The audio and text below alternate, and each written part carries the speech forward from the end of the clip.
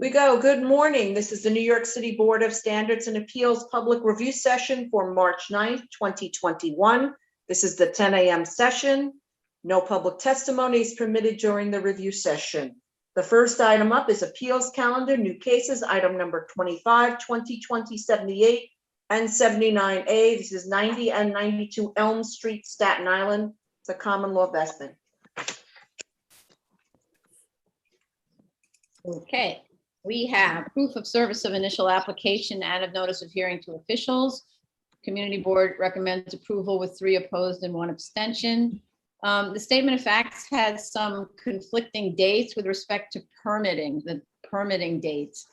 The permit itself states that it was issued on January 24th, 1997 and expired November 23rd, 1997.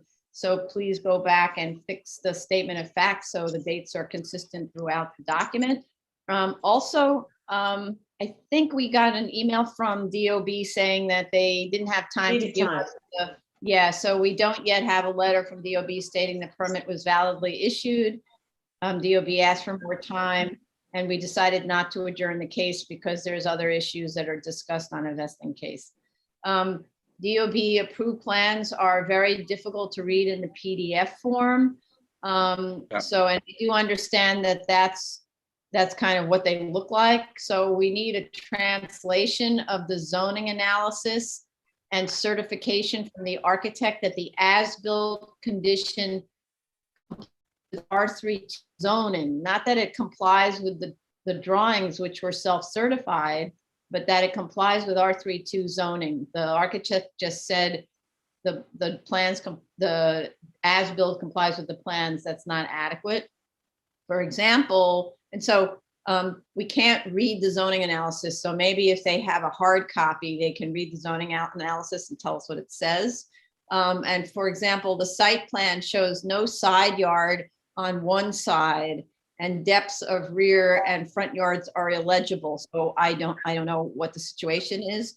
And the zoning chart, to the extent that I could read it, seems to indicate that the pre-1997 house was existing non-complying as to yards. If that was the case, if that was the argument, then we need some kind of proof like Sanborn maps to establish that condition. And then just to note that this is the case that I was thinking of that would do well with the Zola aerial views, because Zola has potentially, not sure for this location, but it has historical aerial views from satellite. So this predates the Google aerial imagery, satellite imagery. And also, we also need, similarly, we need that kind of imagery to show that the house was completed by November, the houses were completed by November 2003, because we actually don't have anything to establish that construction didn't continue after the vesting date, other than a statement from the owner, which isn't, I don't think it's adequate. So those are my comments, Vice Chair. Shonda. I had similar comments. I had difficulty reading the zoning analysis, and that I would like to get a review of the document. And also, I was trying to go through the zoning resolution to see if there has been any change in the regulation in the R32 over the time, and when it was built, what the regulation of R32 was, if they could share that, the regulation of R32 at the time when the initial building was enlarged, and that it complies with then regulation, not the current R32. I don't think there's been much change, but still, it would be good to have that consistency so that we do know that it's in compliance. So that's all. Yeah, that's right. Okay, thanks for pointing that out. And just as a direction, it's easy enough to do that with, especially with the new online zoning site, because when you look at the regulation, there's a little active button and you can click on it and it will give you the history of that resolution of that particular section. so that if the section says it was amended, say in 2003, then you can, or let's say, yeah, in 2004, say, then you can click on that and it'll give you the CPC report that refers to the change, so that you can go backwards in time very easily. It used to be harder to search. So, okay, Commissioner Ollie Brown? Other than an objective independent verification that the homes were actually complete as of November 1997, I actually thought it was a quite complete application. Other than that, I think they used the affidavit to justify the costs. But, you know, if the buildings were in place by 1997, the costs are actually visible in the completeness of the building. So I would be okay with just the affidavit for that. And then I thought they fleshed out the serious loss very well in showing us the units that would be allowed on the R32 versus the R3A, the monthly income they could get under the R32 with their current project versus what it would be reduced to with the R3A. The sales price differentials were well verified by appraisals, and then their cost to convert back would result in the loss of the initial investment. So I thought actually it was well done. Great, thank you. Okay, Commissioner Sheta. Thank you, Chair.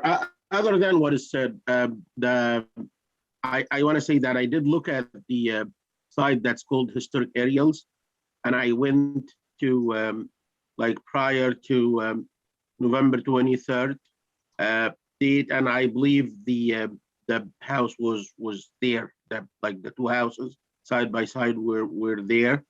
So I believe that construction was completed like they indicated in their documents. But in addition to what you mentioned, I believe that drawings that were submitted are really, really bad. So I'm not sure. I understand that these are like the DOB approved. Yeah, they said they were hard to get. Yeah, that's what I figured out. Yeah. So Okay. I don't know if do we one of them like reproduce him and submit him, or No, apparently they already said that that's the best you get. But the difference is that we're looking at a PDF, which is losing quality. So they're presumably looking at a hard copy because the original document is a I hard see. copy. So maybe they can see it better. We just can't see it. That's why I asked for a translation of the information. Yeah. So you said you looked at aerial views from 2003. Is that what you said? Yeah. Okay. I'm trying actually now to. It's very tough to navigate through, but I'm trying to like grab the same picture I got before, but my computer is acting. So, but I did look at the historic aerials. I believe I looked at 2002, and the houses were there, if I'm not mistaken. Okay. All right. So we. You know what? Let me. I'll try to like grab the same picture, and if I can put it on the screen during the hearing, I will do that. Okay, but it's also something we'll give instructions to the applicant because it needs to get put into the record, okay, for how they. Yes, that's true. And the one that I'm gonna like get is kind of fuzzy, but if they buy it from the website or any other website, I believe it's gonna be much more clear than the one, because Okay. they do that intentionally. They make it fuzzy, so they push you. That's how they push you to buy it from them. Mhm. Okay, thank you. Commissioner Shabeta. Thank you, Chair. I have similar comments. I looked to see if I could find any photos or anything of 1997 to see if this was completed. I will say that some of the secondary information like Zillow and others say this was built and completed in 1995. I don't know if I'm not going to say that that's necessarily accurate, but I'm hoping that they can provide us with something, even if it shows that people are living in the, like bills that show that people are living there, customarily using the type of electricity and stuff like that, that would at least indicate a little more to me that someone's actually, that this is completed. So indicia of completion, I think they can, there's a lot of different ways to do that. Not that I expect, there's a lot of different ways to do that. And I think that that's not a tremendous hurdle for the applicant. Right, so you're suggesting, that seems like a good idea. Everyone has to mute, there's lots of disturbance. I'm muting Commissioner Shedd. So you're saying that there were, I was suggesting maybe Con Edison bills or whatever the name of the power company is for Staten Island. That's actually quite interesting. That would prove, no? Yeah, I think it would. Here's the thing, right? So it'd have to be something that's customary with what it's like for people to live in a home. Because even when a house is being built, you are using electric. You're there. The people are plugging things into the walls. There are machines that are being used. Electric's being used. But there's like a different water usage. There's different things that can show that people are customary living in it. I'm not here to make the argument for them.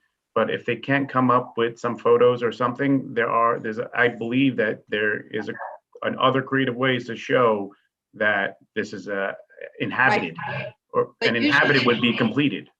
Usually Con Edison bills, these are tenants, right? So Con Ed bills are usually issued in the name of the tenants. It's not the landlord who then gives the tenant an electric bill. So if you had because it's a 4-family house, if you had 4 electric bills for that site, then each one would be in the name of a different tenant. That might be persuasive, because if it was a general contractor, it would say, general contractor company electric bill. So sure, and I think that Con Ed, or at least I know that Con Ed has a history of usage. They save the history of usage for electric. Right. So, Well, they can use the TTPN. You want them to use the TTPN anyway. They can. What? Sure. The DOB TTPN for existing use or something. Maybe they can use that. But I don't know what that is. What is It's that? 14 of 88. It's existing. I think it's 1488. It's existing use. Yeah. Continue it's to show existing use. Yeah, I didn't think of that. Yeah, before. Okay. Oh, so the TPPN has proof of existing use. Okay.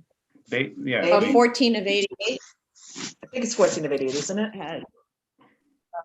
It was definitely standards for that. Yeah, and this was the one that comes up in signed cases a lot, where it has different evidentiary values to different types of evidence. Right. Yeah, I'm sorry, I didn't think of that before. Right.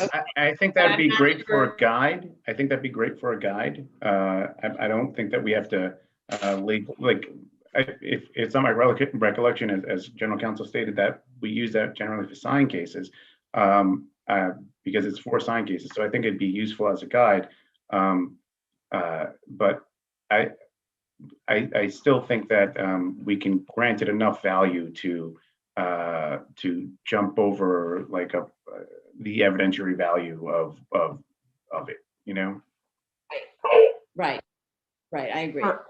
Carlo? So Carlo has his hand up, and then Commissioner Shanda. Yeah, I know you were discussing earlier about the lawful non-compliances. I thought maybe a suggestion could be to look at the Department of Finance tax photos. I don't know what increments of decades. Maybe Dara. Yeah, I see Dara's reacting. Mid-80s. And so I think that's the last that they got, it early to mid-80s. Okay. Yeah. But those, we're looking at yards. So I don't know whether tax photos are going to tell you much about a yard. Usually we go with Sanborn maps. And in the case of these aerial photos, if they're of any use. Because the issue is, was the house built without a side yard? That's the question, because that's what they're relying on. For example, if that's what the regulations don't permit in the R32. Go ahead, Vice Chair Shanda. Muted. I like the suggestion Commissioner Shabeta said. I think some consistency across the city agencies that is used to measure pre-existing complying uses and using something similar to what DOB is using through TPP. And I like that suggestion. And something that is also not onerous, because oftentimes these papers from 1997, how good somebody is in keeping track of these and collecting these is also another concern. So keeping all of that in mind, something that is easily doable is what we should look at. Right. The other thing I was thinking of, I don't know, in the similar way, property taxes, if that would change, if somebody ended up having more than one unit, your property value and taxes, those documents would also be reflected. So those There's a possibility that the tax class changed. If it was one lot with 4 units, it should have flipped to a 2A if the assessors were on top of it. So that's a possibility. Okay, thank you. So can you say that again? It's from 2A to, from what kind of? The tax class as a 2-family home is the tax class 1. But once it flips to 4 units in one tax lot, it becomes the tax class 2A. And so if the assessors caught that change, then it should be reflected in the tax bill. Okay, great. Oh, and I'm curious because with 4 units, it's a multiple dwelling, not to say, well, maybe it isn't because it's two semi-detached. So it might be they're not looking at it as multiple dwelling, because then HPD gets involved too. Then you would have an HPD registration, but I don't. MDR registration. What? You'd have an MDR registration if it's 4 units, but I don't think this would, because it's separated. Right, but so normally you would have to record that with HPD once you became multiple dwelling, but I think it's 2 separate houses. Don't know. Okay. Thank you. Zoning calendar, continued hearing items, item number 26, 2019-24 BZ 2721 Nostrand Avenue, Brooklyn.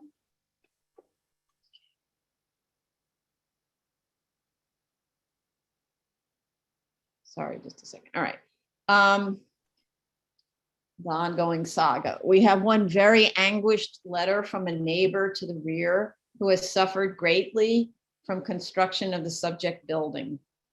Although I know this is a special permit for rooftop parking on top of an as-of-right building, it's still a discretionary measure where the interests of the public must be considered. So I ask, what has the owner done to compensate this neighbor? Apparently other neighbors too, but this one is the one who wrote the letter.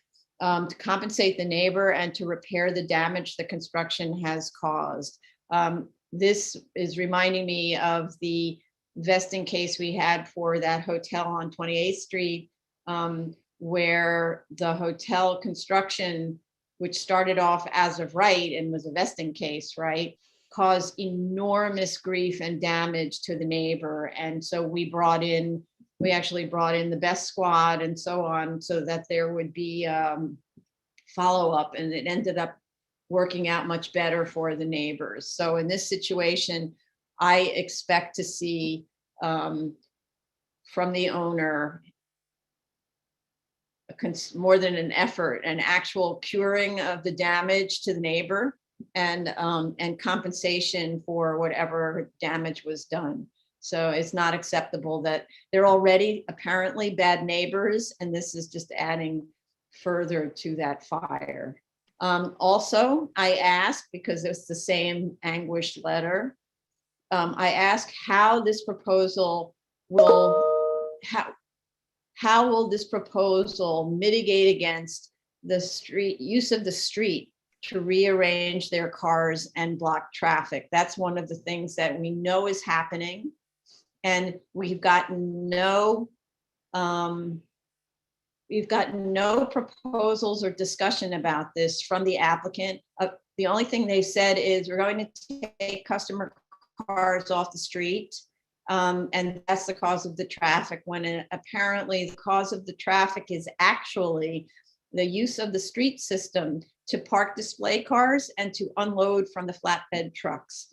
So what is it they're going to do to prevent that from happening and for them to stop using the street system that is causing havoc in the neighborhood? And we actually had both this letter from the neighbor, a conversation with one of the people at DOT who said that she lives actually in this neighborhood and that she avoids using this area on Nostrand because she can't, you need to allow 20 minutes to get through the traffic congestion that's caused by this dealership. So I want to know, what are their plans to mitigate against this? They can't say nothing to be done about it. They're responsible for a real nuisance in the neighborhood. I asked at the last hearing to verify the height of the roof by providing a survey that is signed and sealed and certified by the surveyor that measures 5 points on the finished roof. We received a survey with 1 point indicated, which doesn't make me feel comfortable about it because it seems sort of tenuous. This was not the direction, and they didn't follow the direction. I'm pursuing this subject because the original submission showed the roof well over 23 feet above curb level, which it's not permitted to be. So I want a surveyor to survey and certify 5 points on the roof. Okay, this project has been modified so that the as of right scenario and the proposed are the same on the cellar and first floors. So the only, well, is it true about the as of right? Maybe this is, maybe Jella jumps in. It's more like the, yeah, maybe I'm confused about that. But anyway, the proposed and the as of right can be the same on the first floors. So the only delta really is the rooftop parking, which has been reduced to provide a clear 30-foot rooftop planted area and to eliminate the stackers, resulting in a space reduction to 48 spaces claimed to be for customers and staff. And I see Tracy appearing because we talked about this. So please, I may have made a mistake about the as of right. So go ahead. Yeah, I believe that we determined internally that it is possible for them all to be the same and the delta only to be, but I don't think the plans show that right now, so. Yeah, Okay, the so plans that's what don't we- show, Go ahead. their as of right doesn't show the same layout as the proposed for the display vehicles, but I believe the DOB approved plans show 42 accessory spaces required by zoning. Right, so we said to them at the last hearing, and therefore they ignored that instruction and reinterpolated it ourselves so that we could figure out what we're looking at. We instructed them to amend the as of right so that it looks like the proposed except for the parking on the roof. So we know that the as of right can be the same, and they need to amend the as of right so it is the same. The Stonefield memo to the BSA and the revised EAS rely on an out-of-date as of right. So it's that as of right that you were talking about, which they state is 51 accessory spaces and 72 auto sales for a total of 123. However, as we interpret it, the as of right is the same as the proposed less the rooftop, which is 45 accessory spaces and 116 auto sales for a total of 161 cars, okay? So the EAS and its assumptions need to be updated so that to make that as of right the same as the proposed except for the rooftop. But it isn't clear what the effect of the reports are on the conclusions. The EAS still maintains that there are 30 appointments per hour with 45 test drives per hour. This, some of what I'm saying now is because the way that these updated reports are submitted and then entered into the EAS is extremely confusing. So what we've got now is a series of reports all in the EAS. And the first report makes one conclusion about the number of cars and so on. The next one makes a completely different or utilization. the next one makes a completely different analysis, the next one makes a completely different analysis. So, and then the next one makes another analysis, and none of them are related to each other. And there's no explanation for why the numbers changed, went down, went up, whatever. So I ask, upon what has the number been reduced to 8 appointments, if the number of appointments per hour is accurate. So in other words, I know this is a little confusing. So the original report said that there were 30 appointments per hour. Now the report says there are only 5 appointments per day and 8 test drives per day, which is apparently based on DOT's directions to use gross floor area to do modeling, and to eliminate and not count the rooftop because it's not gross floor area. It's not part of floor area. It's a roof, right? So the result of it is the action doesn't reflect anything to do with the actual operation on the site. So I think it's, from my perspective, whether or not it's seeker, from my perspective, it's useless information because we know things about the site.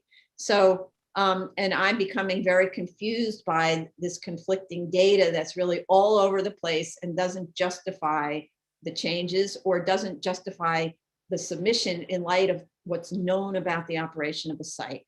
At the last hearing, the data sources were this: peak Saturday daily appointments, 154, not 5. Peak Saturday curb cut crossings, 150 per hour, 210 test drives per day, 32 per hour, which is 1 trip every 2 minutes. So that data, according to the DOT instruction, has been remodeled into 8 test drives per day. The 210 test drives per day was based on actual field data. So you absolutely cannot work with the DOT data, except maybe for seeker purposes, which I don't understand. So, and at the last hearing, I asked, and don't see submitted an answer to this, how would this exact structure as currently built, filled to brimming with parking spaces that meet code and valet parking skill sets, address the current congestion and pedestrian danger complained of? That's what I wanted answered, which is related to what I was discussing before with the angry letter from the neighbor. Then it seems to me, that's what I said at the last hearing, we could look at whether the lot can handle even 1 more space on the roof as relates to curing or increasing congestion. So in terms of seeker, if the proposed and the as of right are the same, then there is no delta except for an increase in rooftop parking for what they claim is 45 customer spaces, right? So, but it's the current situation that I'm concerned about. There's a terrible current situation, and I'm concerned that the rooftop parking will exacerbate it, or because basically what it's doing is it's potentially freeing up space for more display parking, which is apparently what the cause of the problem is, more sales cars. They need to describe more clearly the frequency of the 9 car carriers to the site under current conditions. How is this handled? This is the source of the congestion. The November Stonefield report states that the car carriers are not an issue in terms of obstruction of traffic, even though the carriers offload in the street. But they need to be very specific about how it's managed and what are the so-called off-peak delivery times and how often in a week or a day. I actually did find something in the EAS that says it takes them 20 minutes to unload the new vehicles and 20 minutes to reload the lease return vehicles. So it means that 40 minutes of that stop, there's a car carrier in the street using the street system to load and unload. And the claim by Stonefield building is that it's easy for cars to drive around this carrier. This is a very narrow two-way street, and it isn't easy. Otherwise, people would be complaining all the time about how this is obstructing the street. So it seems to me that actually what should be happening at this site is that those car carriers should be required to move into the building and do their offloading in the building and then move out into the street. And that, because what they're asking for right now, it seems to me in terms of parking on the roof, isn't related to curing the current conditions. On the trip gen analysis, I'm also not understanding how the provision of an additional 48 on-site parking spaces is responsible for no extra trips to the site, since presumably those same 48 cars would have parked elsewhere and not at the site. I do understand that it is based on gross floor area and does not include the roof, but that's not a real world analysis. So they need a real world analysis, which would include that fact that those 48 cars used to use the street system or park someplace else, and now they're coming into the building. They actually can't ignore that. And I'd like to know how many spaces will be reserved for customers and how many for staff at the site, because one of the statements is that it's actually going to be used for employee parking. There are a lot of staff. As far as I can tell, it's going to be employee parking on the roof, and then that's it. So it's not going to handle customer parking, which is the claimed issue. And employees could easily be parking at one of their off-site locations. And the Stonefield initial report had recommended to this owner to rent another space for employee parking and also for customer parking, because obviously the site wasn't handling it adequately. So why is this being used for employee parking, which will prevent customers from using it? Also, if the numbers of customers at the site still hold with 30 per hour appointments and however many per hour walk-ins, because they won't tell us how many per hour, they just say it's negligible, but that doesn't really make sense. How is it that only 24 customers are anticipated to park here if the on-site parking is the most convenient and free? So if you've got 30 per hour, we know that the visits are sometimes longer than an hour. Some take several hours to close a deal. Then how is it that there's a demand of only 24 customers? It makes no sense. The Stonefield report states that the peak hourly trip generation is 33, while the noise study states that it is 17. So something's wrong. Also, there's this diagonal line. There's a diagonal line of sight to sensitive receptors from the unprotected north and side wall lines from the site on the roof. So now I'm switching to the roof itself, and I don't see any kind of protection for those, and the impact on the neighbors is sort of thrown off as not material. How is it not material? Why aren't you providing the same amount of sound protection? Also, I know there will be operational restrictions for the valets. That's what they claim, in terms of not having engine revving and car fob chirping.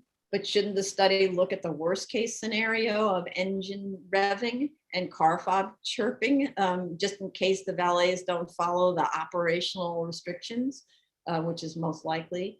The noise analysis also doesn't include what the noise levels at the receptors would be. It merely states that appreciable sound level increases are unlikely.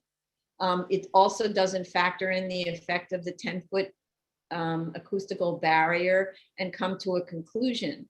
It also doesn't, it isn't clear at what location the 57.2 decibels is measured when taking into account the car movements, door closures, horn, car start, elevator, and so on. Is that the measurement at the receptor or on the roof of the garage? That wasn't clear. Even the charts don't say what the effect of being 60 feet from the receptor plus the 10-foot acoustical barrier is on 673 or 85 decibel sound sources. So, and I wanted to say that also, I don't know if I say this later, even the acoustical consultant didn't sound very persuaded by the effect of that 10-foot acoustical barrier. It wouldn't make let's say, a commitment about what it's going to do. There's also a typo in the car start analysis that undervalues the sound levels. It's important to note that the low planting will not play a role in sound attenuation since it's behind the acoustical barrier and very low. And for the purposes of this application and the board's review, an open window condition should be the standard for the sensitive receptors. VSA looks at whether a proposed use could be seen as a nuisance. It's not a seeker standard that allows a closed window condition. Photos also show meter readings in a parking lot without explaining what that is, where it's taken, what's the relevance of that parking lot. I'm guessing this was how the analysts determined noise levels for certain car operations, but I'm only guessing because they didn't tell us what that is. The landscaping plan uses bamboo, grasses, wildflowers, and ivy, so sits low in the landscaped area, with the tallest element being the bamboo, and there are no trees. Happily, the 10-foot sound barrier sits on the parking side of the planted area so that the low landscaping may be visible above the parapet wall or fence, maybe. The section that's provided is probably incorrect, and that it will not be permitted to have no protection for workers at the edge of the landscape area. So an open metal picket fence or some kind of clear barrier should be shown on the plans and sections. They're not going to let you have a person walking around and tending the garden without some physical protection. That's DOB, that is. Plans also show the access gate that allows maintenance of the landscaping. They need to show an access gate so that you can get in and maintain the landscaping. Right now, it's kind of an existential condition. To alleviate some of the impact that this tall blank walled structure is having on the neighbors, I suggest owners should consider allowing the vines to crawl down lines, filaments on the wall, or discuss with neighbors the planting of such vines in their yards. I doubt that the neighbors will be happy about it, but let's just say that you could have the vines crawling down the rear of the wall.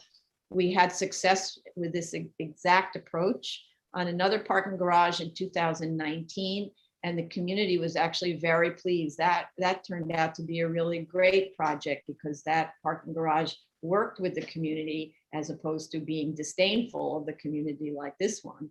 And the community then became supportive of that garage. The owner really needs to do better outreach and public relations with the neighbors. It's really not looking good. They need to label and number all of the spaces on the drawings. And on the roof plan, there is one space next to the elevator. Is it the roof plan? I don't know.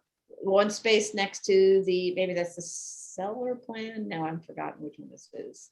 That looks like it's an impossibility. In other words, you'd have to have the car arrive and come and slide horizontally. It can't drive that way. And so unless there's some sort of a delivery mechanism that slides it horizontally, that's a fictional location. The noise consultant seems unconvinced. That's what I was saying before, of the efficacy of the sound barrier. What has been the consultant's experience with such barriers in the field? Doesn't the manufacturer have field data on this? Because the consultant would make no representation about its efficacy. And shouldn't there be some sort of warning signal to pedestrians that cars are entering and exiting the garage on the sidewalk level? And then I have just a few more points. So the building is now built and occupied. Actual field conditions of the parking layout based on, it's actually Google Street View imagery. I don't know if anyone's done a recent site visit, but actual field conditions of the parking layout do not resemble either the DOB approved drawings, the as of right, or the proposed. I did ask for as-built field layout drawings of parking on both floors with accurate parking counts and photos to substantiate the drawings. So we had a recent submission of photos of the cellar, but no photos of the first floor.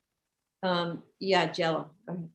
Oh, we just received photos of the first floor late last night. It was sent to you this morning, but maybe the board didn't have a chance to look at it yet. Right, okay. And since the building is now built and occupied, they should provide field data on the pedestrian trip generation, level of service and parking conditions on and off-site with on-site customer parking.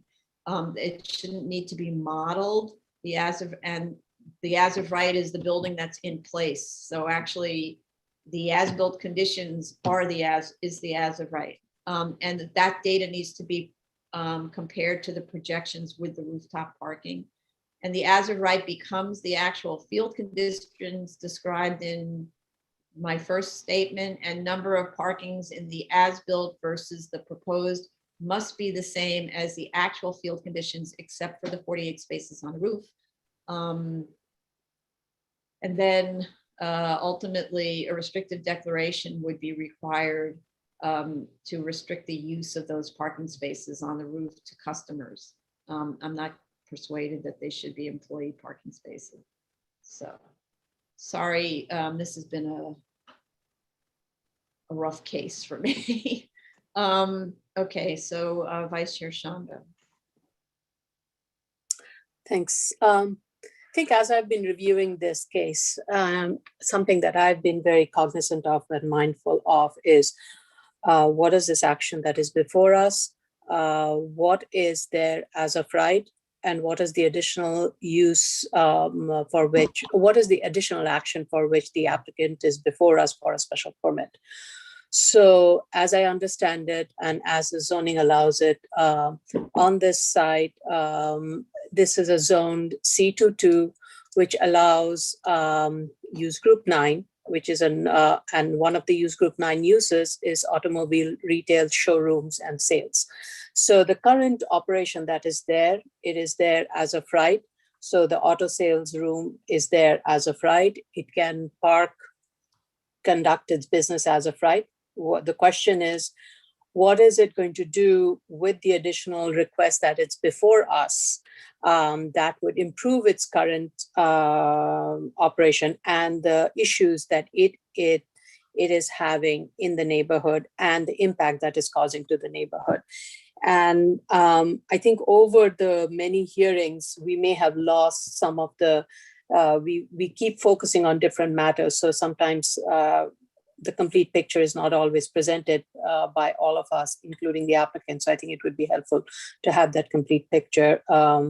So with that said, I had in my earlier hearings, I had stated that providing this customer parking and employee parking on the site for this dealership I do believe that it will alleviate the congestion and will improve the traffic circulation and will free up on-street parking spaces on the residential streets. This entire corridor is an auto showroom mall. And there are a lot of other dealers that are providing similar services.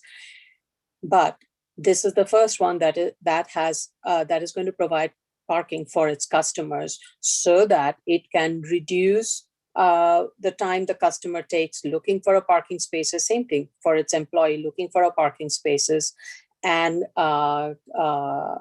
blocking on-street parking that is typically not available, in Northstone because it's heavily traveled road, bus routes, no parking signs along the curbside.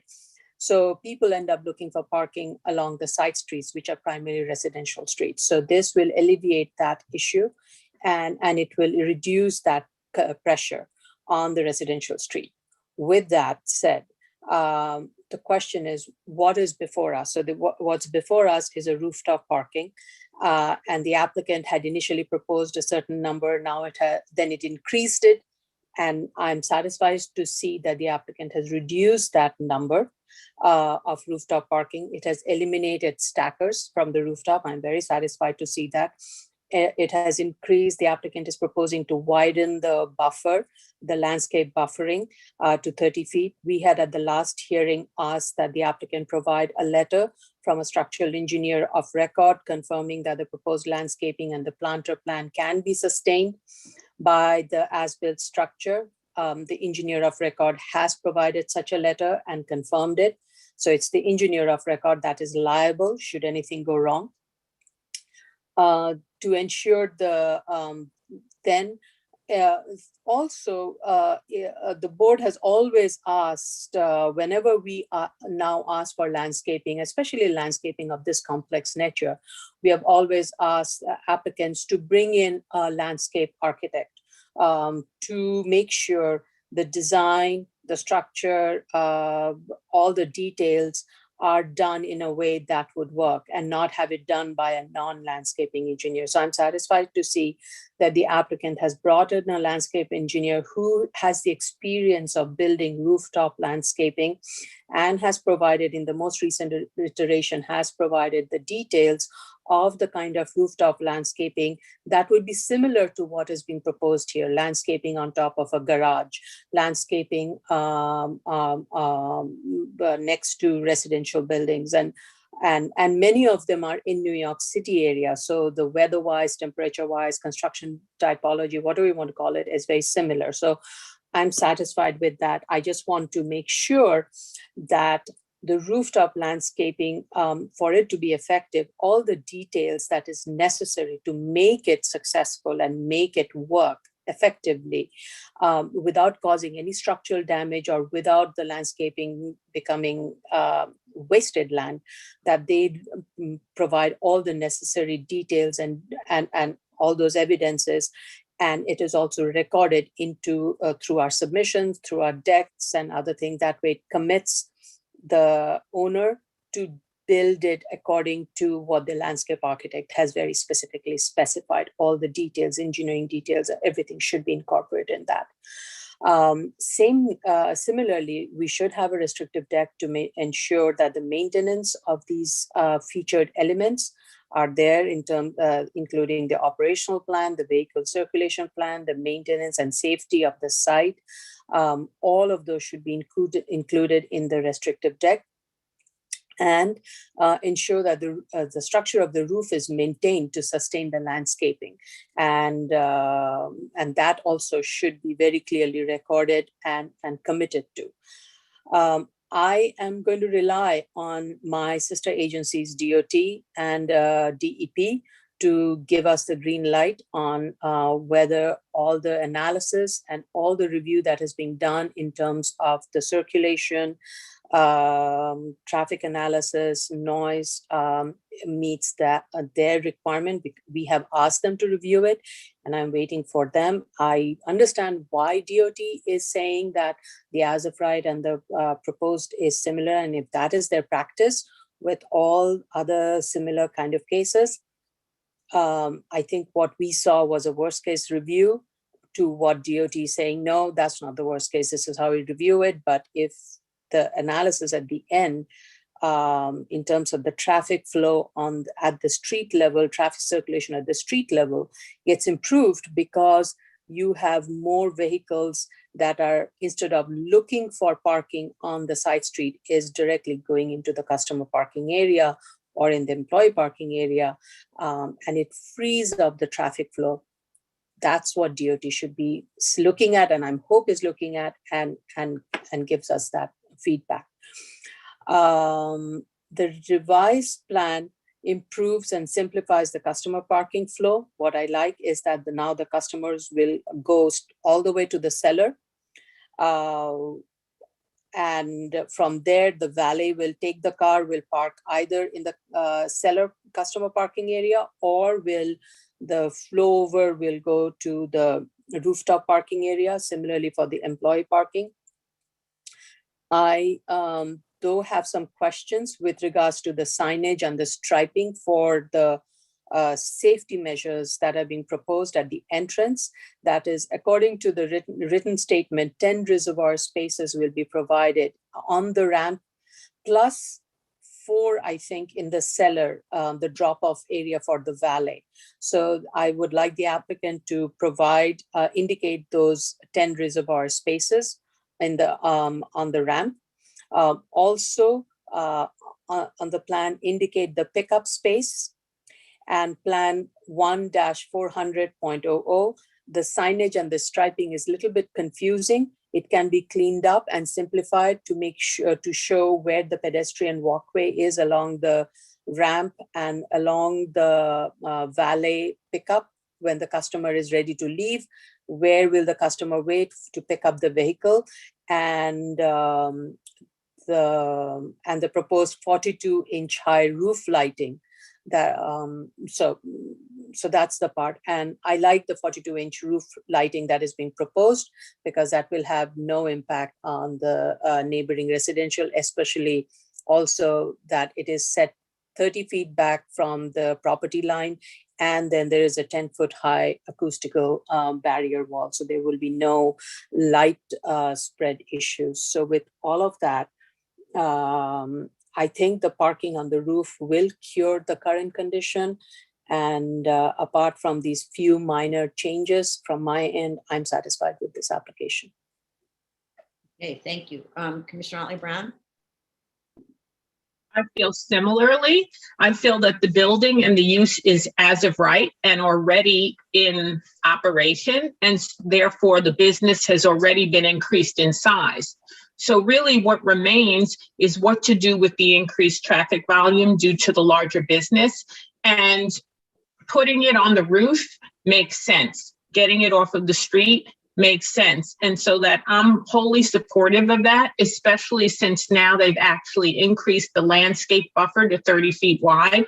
I have confidence now that the plants will grow and will thrive there, especially after seeing the other hearing on the other case we had, where there were plants in planters that were far less sophisticated than this, and they actually survived. So I'm confident that with care, the plants will stay lush and will provide the buffer along with the sound attenuation fence, which will also provide the light and the sound buffer. And so therefore I say to myself, you know, we could deny this, but if we were to deny this, the business is still up and running and it's still generating traffic, and there won't be a solution to that traffic. It would just leave the cars on the street. And so given that, I'm mindful of what they're asking for. They're really asking for rooftop parking so that they can at least reduce their impact on the neighborhood. And I'm actually supportive of that. I have no other questions. Thank you. Commissioner Sheta? Thank you, Chair. I just want to start with saying one thing. During this submission, they submitted a letter from a structural engineer indicating that the building can sustain the proposed rooftop landscaping. I never expressed concern about the stability of the building itself. What I actually mentioned over and over during the past, I don't know, 3 hearings maybe, is the stability of the landscaping itself. I did say before that this is going to be a rooftop landscaping. It's going to be adjacent to a 10 feet tall fence-like acoustic barrier. When the wind blows, I said that the wind is going to be obstructed by that barrier, and then it could pull up or pull out the landscape elements, the trees and whatever. And then if they got pulled out, they can fly and fall on the adjacent property. And I did ask them to research that. And I actually did research it. And I did look at textbooks and publications talking about the stability of trees. And I have seen nothing in this submission that relates to that building. But I have seen something submitted by their consultant, Bowler, that they did on another project, something to some sort of a measure to make sure that the landscaping is stable, and I'm going to show it. But before I do that, I was like surprised by a statement in the submission letter that says any excavation beyond. Last hearing, we spoke about the borings, and they gave us borings that their own boring proves that the groundwater was deep enough for them to construct a subcellar. Early in this case, they said, no, we cannot because of groundwater. And then I said, give me a geotech, and they gave us some boring logs. And when we looked at the boring logs, apparently it was like an easy way to them to put a subcellar instead of making it happen at the expenses of the neighbors by asking for that rooftop parking. And when I looked at the borings, I told them that it was possible to like put the subcellar in, and they said, we're gonna respond in writing. During this submission, they are saying any excavation beyond 10 or 12 feet greatly increase the cost of excavation in terms of depth, meaning the unit cost of excavation per cubic foot. Yes, so what? This is not a kind of an argument that you want to go with. Are you telling me that you wanted to save money at the expenses of the neighborhood? That's not how you argue to justify asking for a rooftop while you were able to build a subcellar. And this is, I just wanted to highlight that. And this is one of the things that actually I'm kind of supportive of the application in its new like status, but this kind of argument makes me like hesitate. The other thing is, like I said, the stability of the landscaping. And let me show what they submitted this time.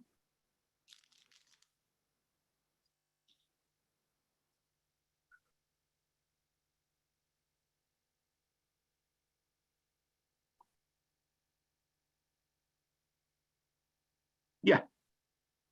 What I was concerned about is when you have a tree like this, and I did highlight the turnbuckles and the wiring. If you have a fence here, like that, if we have a fence here and the wind blow that way, this tree, when the wind hit that fence, it's gonna be pulled up in that direction, up.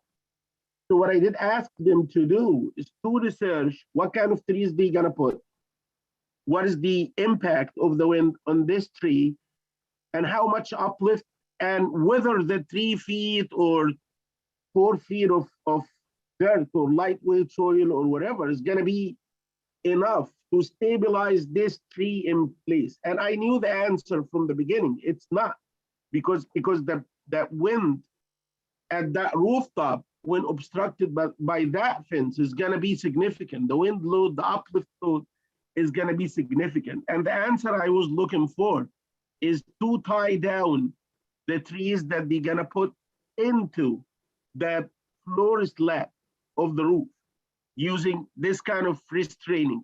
And I haven't seen that in this submission. Instead, they gave me a letter from the structural engineer saying that, yes, the building is good, it's gonna take the loads. I don't wanna say I don't care. Of course, I do care all the time, but I care more about the safety of the adjacent property. If one of these big trees fall on one of these properties and somebody sitting in the yard, I believe it's gonna be a problem. So I hope that this is gonna be addressed. Other than that, I have no other comments. Thank you. Thank you. I just want to throw in, I think they may have taken your concern to heart, because if you look at the landscaping plan and the proposed vegetation, there are no trees. So what they're using is bamboo, which has a very, very complicated root system. You know, the bamboo like wraps around itself and it creates its own sort of planting world down there of all the roots. And then everything else is grasses and low sort of wildflowers. So there isn't anything that's going to look like that drawing in L6, 1L6. You mean there is no tree that's going to be installed with like a real tree bulb in place, right? No trees at all. No trees. Okay. So bamboo is not a tree. It's like a fat grass. right? With Okay. a elaborate root system, and everything else is wildflowers, basically. So, Okay. and grasses that are used to being blown around in the wind. So Thank they you may for the have actually, clarification. okay. Okay. So, you know, and I was looking at that and thinking it's too bad because no one's going to be able to see this landscaping except maybe the people on the second floor of the houses Yeah. from a distance, because the acoustical wall is opaque. And I don't know if there's any way that you'll be able to see it, which is kind of too bad, but I don't know if there are clear acoustical walls. Probably not. All right, Commissioner Shabeta? Thank you, Chair. You know, I was, one of my notes was about that, the placement of the acoustical wall. I would like the applicant to respond to the letter of the neighbor. I'd like to hear what they have to say to both the damage onto their property and to the concerns that they have. And perhaps maybe placing the acoustical wall before the trees, if that's possible, may provide the neighbor was concerned of seeing, you know, not seeing the light anymore, which, well, again, they don't necessarily have any zoning right to that, but if placing the trees on the outside of the acoustical wall, if that's a possibility, it wouldn't create any damage. No, that's where they are. That's where they are. It's So that- it's the parking to the left, acoustical wall, and then planting to the edge of the building.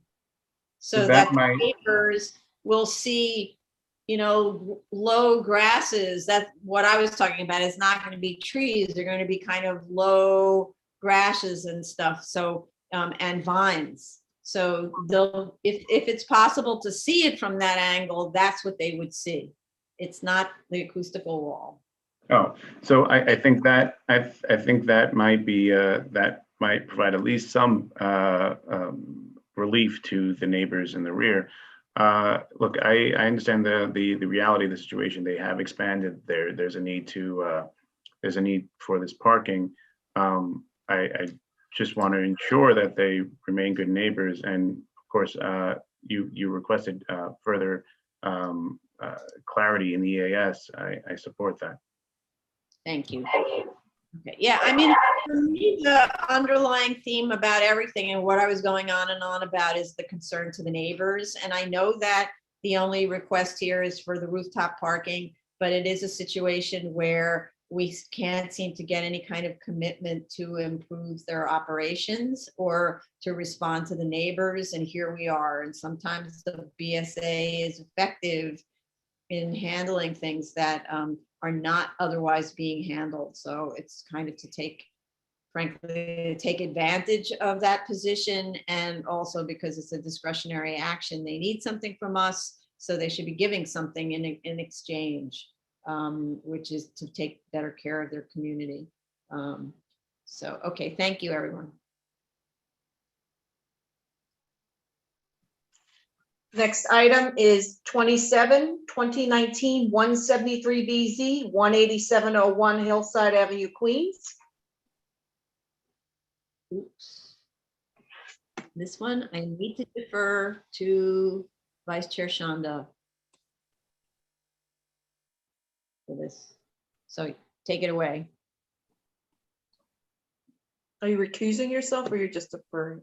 I'm not recusing, I'm deferring I'm gonna go last. Oh, okay.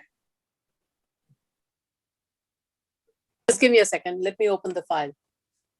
Yeah.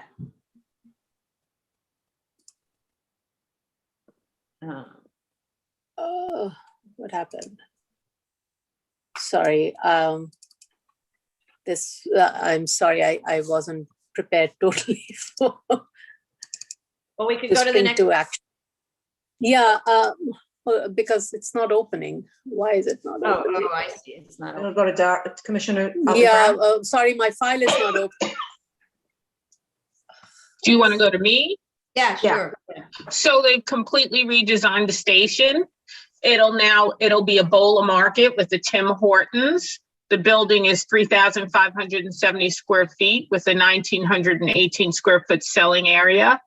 This complies with TPPN because 25% of the lot area, which is 20,000, is 5,000 square feet or 2,500 square feet, whichever is less. So the 1,918 square feet complies. The sidewalk walking path right in front of the building has been widened to 8 feet to enable the pedestrians to freely pass the design columns that are part of the building frontage.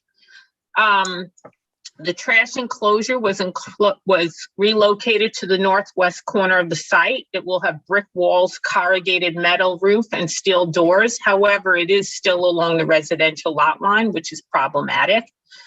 The air and vacuum machines are relocated closer to the convenience store, which is further away from the homes along the street, so that's okay. The landscaping will be an 11-foot wide landscaping buffer on the northern lot line to buffer the site from the residential. However, the landscaping is on the other side of the retaining wall, so you can't see it from the residential side, and they don't plan on planting anything new, which could be problematic. The lumen spread diagram shows the light readings at the northern residential lot lines at 0, but it is over 0.0 along the Chelsea Street lot line. They said they don't want to plant any new street trees because there are underground utilities in the way. And I think they show that on one of their diagrams. The signage is C2 compliant with 145.2 square feet total and illuminated, and I believe that's should be broken down by frontage. They're awaiting DOT comments on their traffic study assumptions. They originally felt that the total trips estimated were too low, so DOT advised a different set of assumptions that the applicant feels are a little too conservative. The applicant would prefer to use a gas station on Bola Market at 2816 Atlantic Avenue as a model, since 15% of the site's total trips are convenience store exclusively. We'll see how that plays out. And they're going to try and get the bus stops along Hillside Avenue relocated away from the curb cuts as they're proposed now. That's what I have. Fabulous. Okay. I have an update on the DOT. Okay. DOT reviewed the survey and they found it wasn't acceptable, and they asked the applicant to use the trip generation rates that were initially recommended. Okay. Okay, so they need to rerun the data. Right. Okay. All right. Vice Chair Shanda, were you able to open? No, I've not been. I'm going to wing it. I don't know why I'm having so much difficulty opening the proposed plan. But I think Commissioner Otley Brown did a really fantastic job of kind of summarizing all the revised submission. This definitely is in the direction that we had asked them to do. My only comment would be that the applicant is proposing the Chelsea Street exit. This will be a new curb cut to be both an entrance and an exit. I will wait to hear from DOT on it, but my feeling would be it would be better to serve for it to serve just as an exit and not as an entrance, because you want the reason for saying that is I think the primary traffic still should come from Hillside Avenue, and only those who need to go in towards the residential streets should then use the Chelsea Street and not draw new traffic coming from Chelsea Street, which is a residential street, to enter the gas station. Mm-hmm. Okay. Great. Okay. Commissioner Sheta? Thank you, Chair. The first comment I have is they have to identify the air and the vacuum in the site plan. I believe they are there, but because there is no legend that says this simple is an air pump or a vacuum, they need to like put a letter and point to it and write down that this is an air pump or a vacuum. This is one thing. I still see the trash adjacent to the residential. Yeah. It is right below the retaining wall. I would prefer to like move it to the other side, close to at the intersection of Chelsea and the other street, Hillside. I believe that would be much better. I believe if we're gonna grant this, we will need to condition on no car wash. Because when I visited this site, I have seen a mess across the sidewalk and across the side because of car wash activity. I don't believe that they're gonna have an issue with the spreading like light on neighbors because they are significantly lower. If we're talking about the neighbors at the back, atop the retaining wall, and for the neighbors on Hillside, they're gonna be right behind the building. So I believe they will be shielded by the convenience store. So I don't have a concern with regard to the luminous spread. The other issue is the drainage. That side is higher than Hillside. And when it rains, it's not just the car wash. The car wash, we're gonna say no car wash. So presuming that they're gonna comply with that, if it rains, the entire runoff from the side will be heading to Hillside and will be accumulating actually at the catch basins along that avenue. So I would like them to provide us with some information on how they're gonna like handle the stormwater drainage on this side. That's all. Thank you. Thank you. Commissioner Shabeta? Thank you, Chair. I don't have anything further to add. Okay, so, and then I see Vice Chair Shanda's hand up, but just a second. So this is new construction, right? So the trash enclosure goes inside the building. It doesn't float around. That condition only exists when we have an existing building and there's no place to put the trash enclosure inside the building. Now they have to put it inside the building. That's the rule, okay? It's a 3,570 square foot structure. There's plenty of room to put a trash enclosure in it. It probably could get a little bigger if they need to.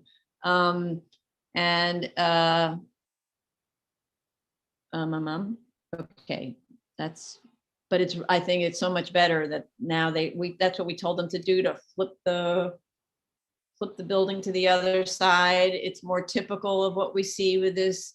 It takes much better advantage of the lot line also, to put it up against the other commercial building. And well, actually it's a mixed use building. And so the question is, how will the rear for me of that building be treated? Because it's up against a residential property and it needs to be something that is attractive for the residential neighbors. So it just can't be a block wall, a painted block wall. It needs to be treated with respect. Vice Chair Shanda? Just wanted to say Commissioner Sheta suggested that moving that, the trash enclosure can be at near the intersection. It cannot be because of the zoning regulation. It requires that it needs to be 50 feet from any street line. So it cannot be at the closer to Hillside street frontage. It has to be 50 feet away from it. If we were to allow it, even if it's located in the building, it has to be 50 feet away from Hillside. No, that's if it's open trash. Right, that's what I'm saying. If it's an open trash, it has to be 50 feet away from Hillside. It cannot be closer to the intersection of Hillside and Chelsea, which is what was actually suggested. That's what I mean. Okay, so but if it's inside a building, it doesn't matter where it is. It's inside a building. Right. Okay. Okay. Thank you all. Sorry about that. Okay. Okay, item number, we can move on? Yeah. Item number 28, 2019-66 BZ, 15 Terrace View Avenue, Manhattan. Okay. Sorry. We last heard this application at the initial hearing in August with one adjournment since. We have a November submission from the community board stating that as of that date, applicant had not reached out to them, discussed alternatives for the project, but I think we just got something from the community board in opposition to the project. So they've since expressed their continued dissatisfaction with the project and not believing it makes the findings and that it really should be a parking garage. With respect to the A finding and the as of right uses and the as of rights that were shown to us, they need to provide sections through the site for all the as of right schemes. The drawings are so schematic that you actually can't tell what's going on. So there were no sections actually through the site so that you could understand what's going on at the different levels. At our direction, though, the applicant assumed a waiver of the 20-foot front yard requirement under section 43-304 for the as of rights. Hence, the as of right commercial building, which isn't really as of right, it requires a variance of the front yard, that commercial building is permitted to occupy the entirety of the 8,200 square foot lot, as there are no side requirements and no rear yard requirement below a height of 23 feet above curb level.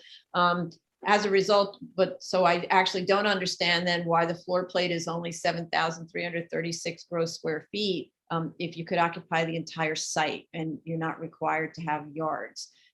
So they are undervaluing valuing the analysis of the as of rights. Or let's say lesser variances, maybe is a way to look at them. Further, the applications we have recently approved for M district residential use variances have been much smaller sites, typically in the 2,500 to 3,000 square foot range, with very narrow frontages. This site is nearly 3 times that, with little excavation needed to create a generous cellar. And I question why they're assuming a warehouse in the as of rights, with the exception of the parking garage. This could be retail or retail and office, like the neighbor at One Terrace View that was built in 2007. I note applicants protest about that One Terrace View building, stating that it wasn't built as of right and so on, but nonetheless, it's there and proof of a desirable use in the M district. That little building is, I believe it's a 3-story building with retail on the ground floor and 2 floors of apartments above that, of offices above that.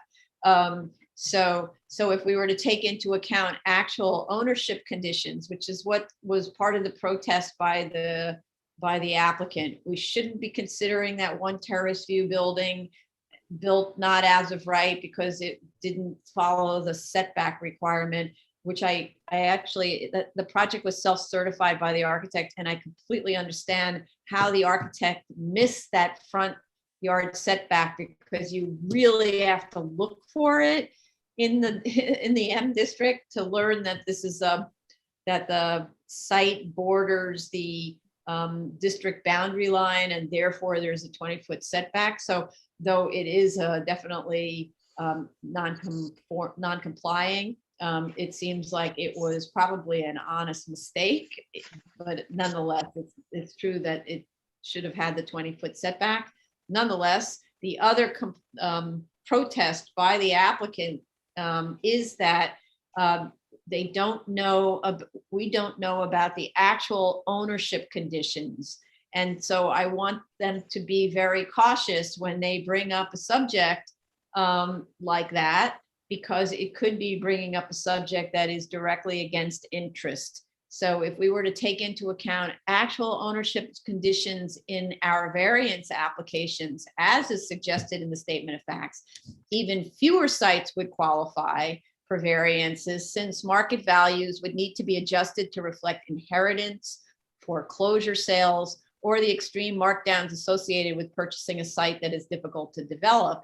And like I said, be careful what you argue, since the same arguments against that property's success can apply to the subject site, which was in fact the subject of a foreclosure action, and therefore like a fire sale in terms of the purchase price is much less, and it's public record, the purchase price is much less than the price that is claimed on the on our analysis, on the financial analysis.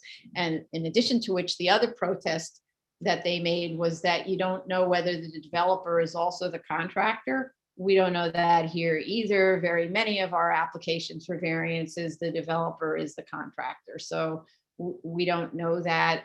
We're using standard data for our cost estimates and standard data for our property values. So I think we consider One Terrace View as proof that you can develop an as-of-right project on the site. The as-of-right 51 space parking garage with stackers and singles was provided. We directed them to provide a parking garage, but it confusingly is only 21 feet high, where a height of 30 feet is permitted above grade before the setback, and where triple and even quadruple stackers could be used to really pack the cars in. The maximum allowable floor area is also not utilized because they didn't build full to the lot lines. So the building is underbuilt by 600 zoning square feet and probably another 600 gross square feet. And it's also not clear to me how many parking spaces you could actually get in there, which I discuss in a second. There is no legible sections, as I said, which were provided to show how the parking garage would or wouldn't work. There are only claims in the statement of facts that it wouldn't work because the site is sloped. Meanwhile, for whatever reason, very elaborate supportive excavation, foundation, and structural drawings were provided for this use, which do not show the full array or height of the stackers. So I have to say that the submission of this parking garage drawings is not very useful because we actually can't see how it's not working. It looks like it should work.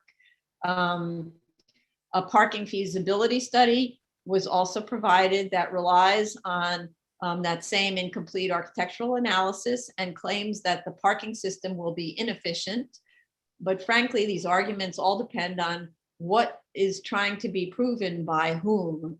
In other words, if an applicant really wanted a parking garage at this location and they needed relief from us, they would argue that the selected parking system really works. And by the way, there are many options for parking systems, as we know. So they would definitely argue that a parking garage should be permitted here and look how well it works. But in this case, they don't want to build a parking garage, so look how badly it works. The zoning resolution permits valet parking or DOB approval for 200 square feet per space. And for example, in the Brooklyn Downtown Special District, stackers are permitted where there's only 153 square feet per space. So I actually don't know what DOB's current thinking on the stacking situation is. I don't actually know what they say is the required square footage per space when you have stackers. It might be far less than 200 square feet per space. But it is inaccurate for the consultant to claim, as it did, that 250 square feet is the minimum reasonable maneuverable area when the zoning resolution specifically allows 200 square feet. And we see that number pursued in most of our applications for parking lots and garages. So that was the 250 square feet is the argument that, look, there's not enough space. You should use 250 square feet per space. Otherwise, you can't move the cars around on the lot. The feasibility study argues that a parking garage in this location would be inconvenient because of the steep climb to Broadway retail and public transit. But I have to say, wouldn't that same position hold for the residents of this Terrace View building and the other buildings up there who would find the hill too steep to climb up and down, so would prefer to use their cars? So in other words, they would need to have parking in order to drive down. And that's not to mention the disabled, elderly, and simply unfit residents of this building. So it is a steep climb, and for many, it's not a possibility to make that climb.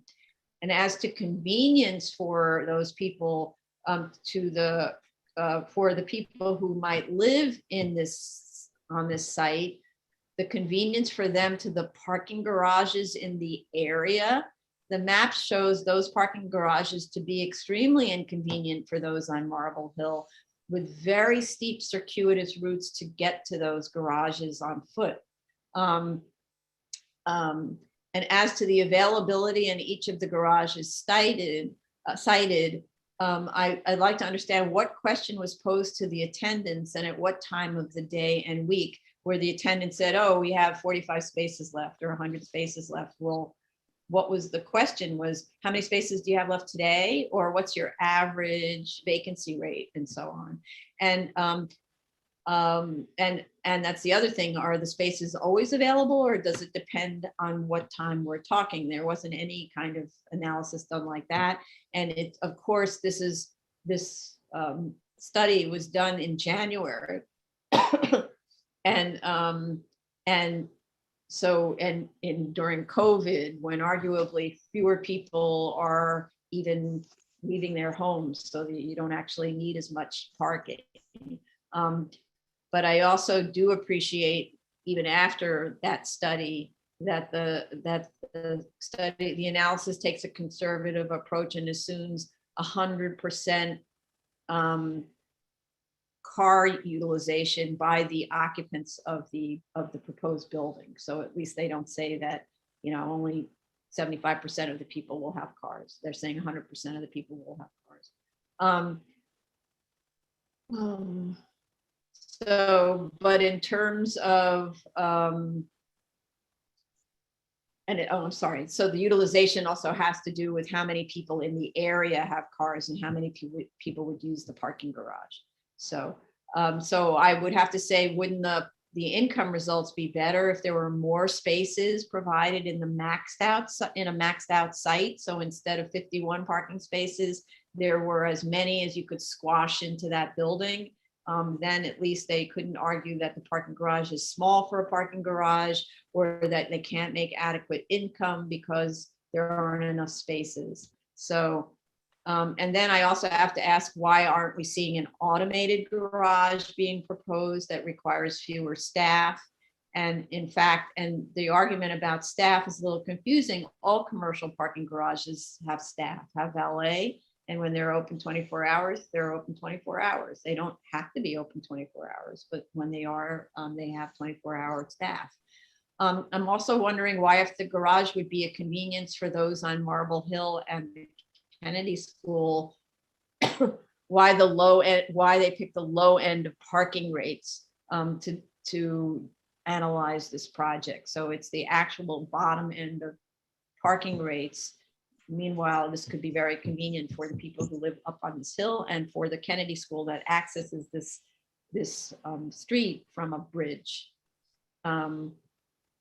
Then I have, I'm sorry, more comments. The proposal is now a 5-story, 53-foot high building at 25,597 square feet, 3.11 FAR, and 40 units. I'd like them to explain the difference between the lot lines and the form of the lot that's shown on the proposed site plans. All the site plans have a site plan that's shaped like this, but the actual property is more like that. I don't understand what it is. I don't understand why they're showing the lot lines larger than the site.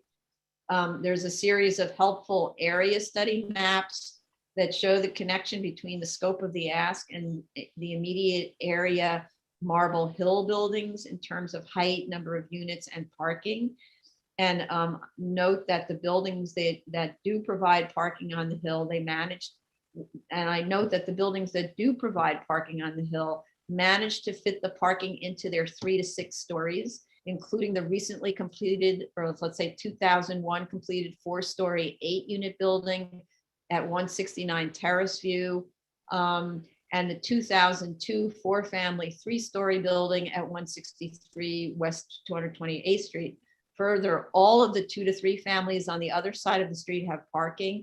So the data that's being provided is a bit selective. It's claiming that there's lots of buildings that don't have parking. Meanwhile, actually, most of the buildings in the area have parking, and the ones that are taller buildings that have parking do it within the height limitation. So they fit them in, and they're only 3 to 6 stories, or so how come they can fit them in and this one can't?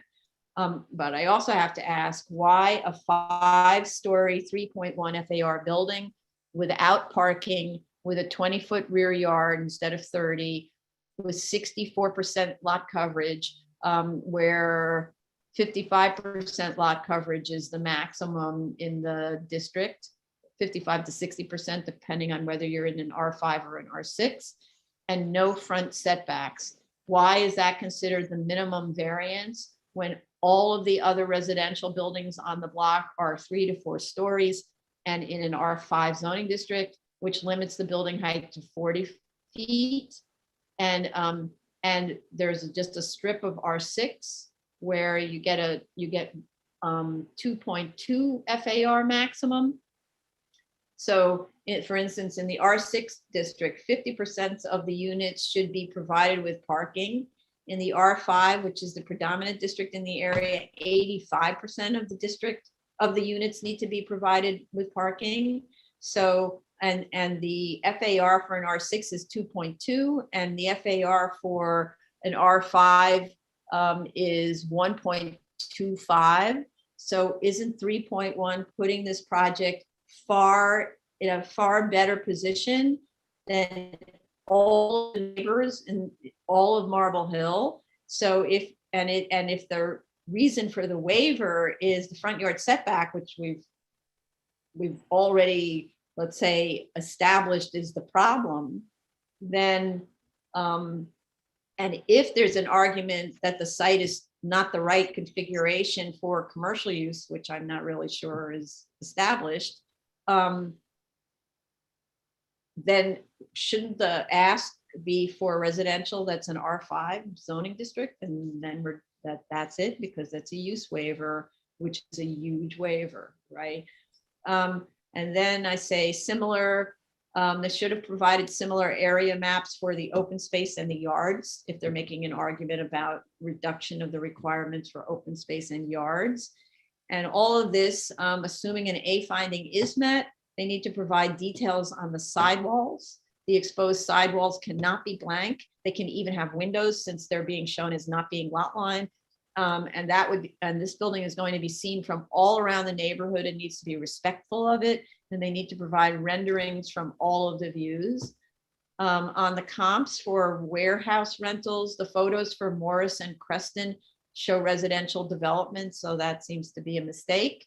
The zoning districts are not provided in the comps, so I don't really know what we're comparing with. I didn't find a premium cost analysis related to the claimed hardship of slope and shallow site depth.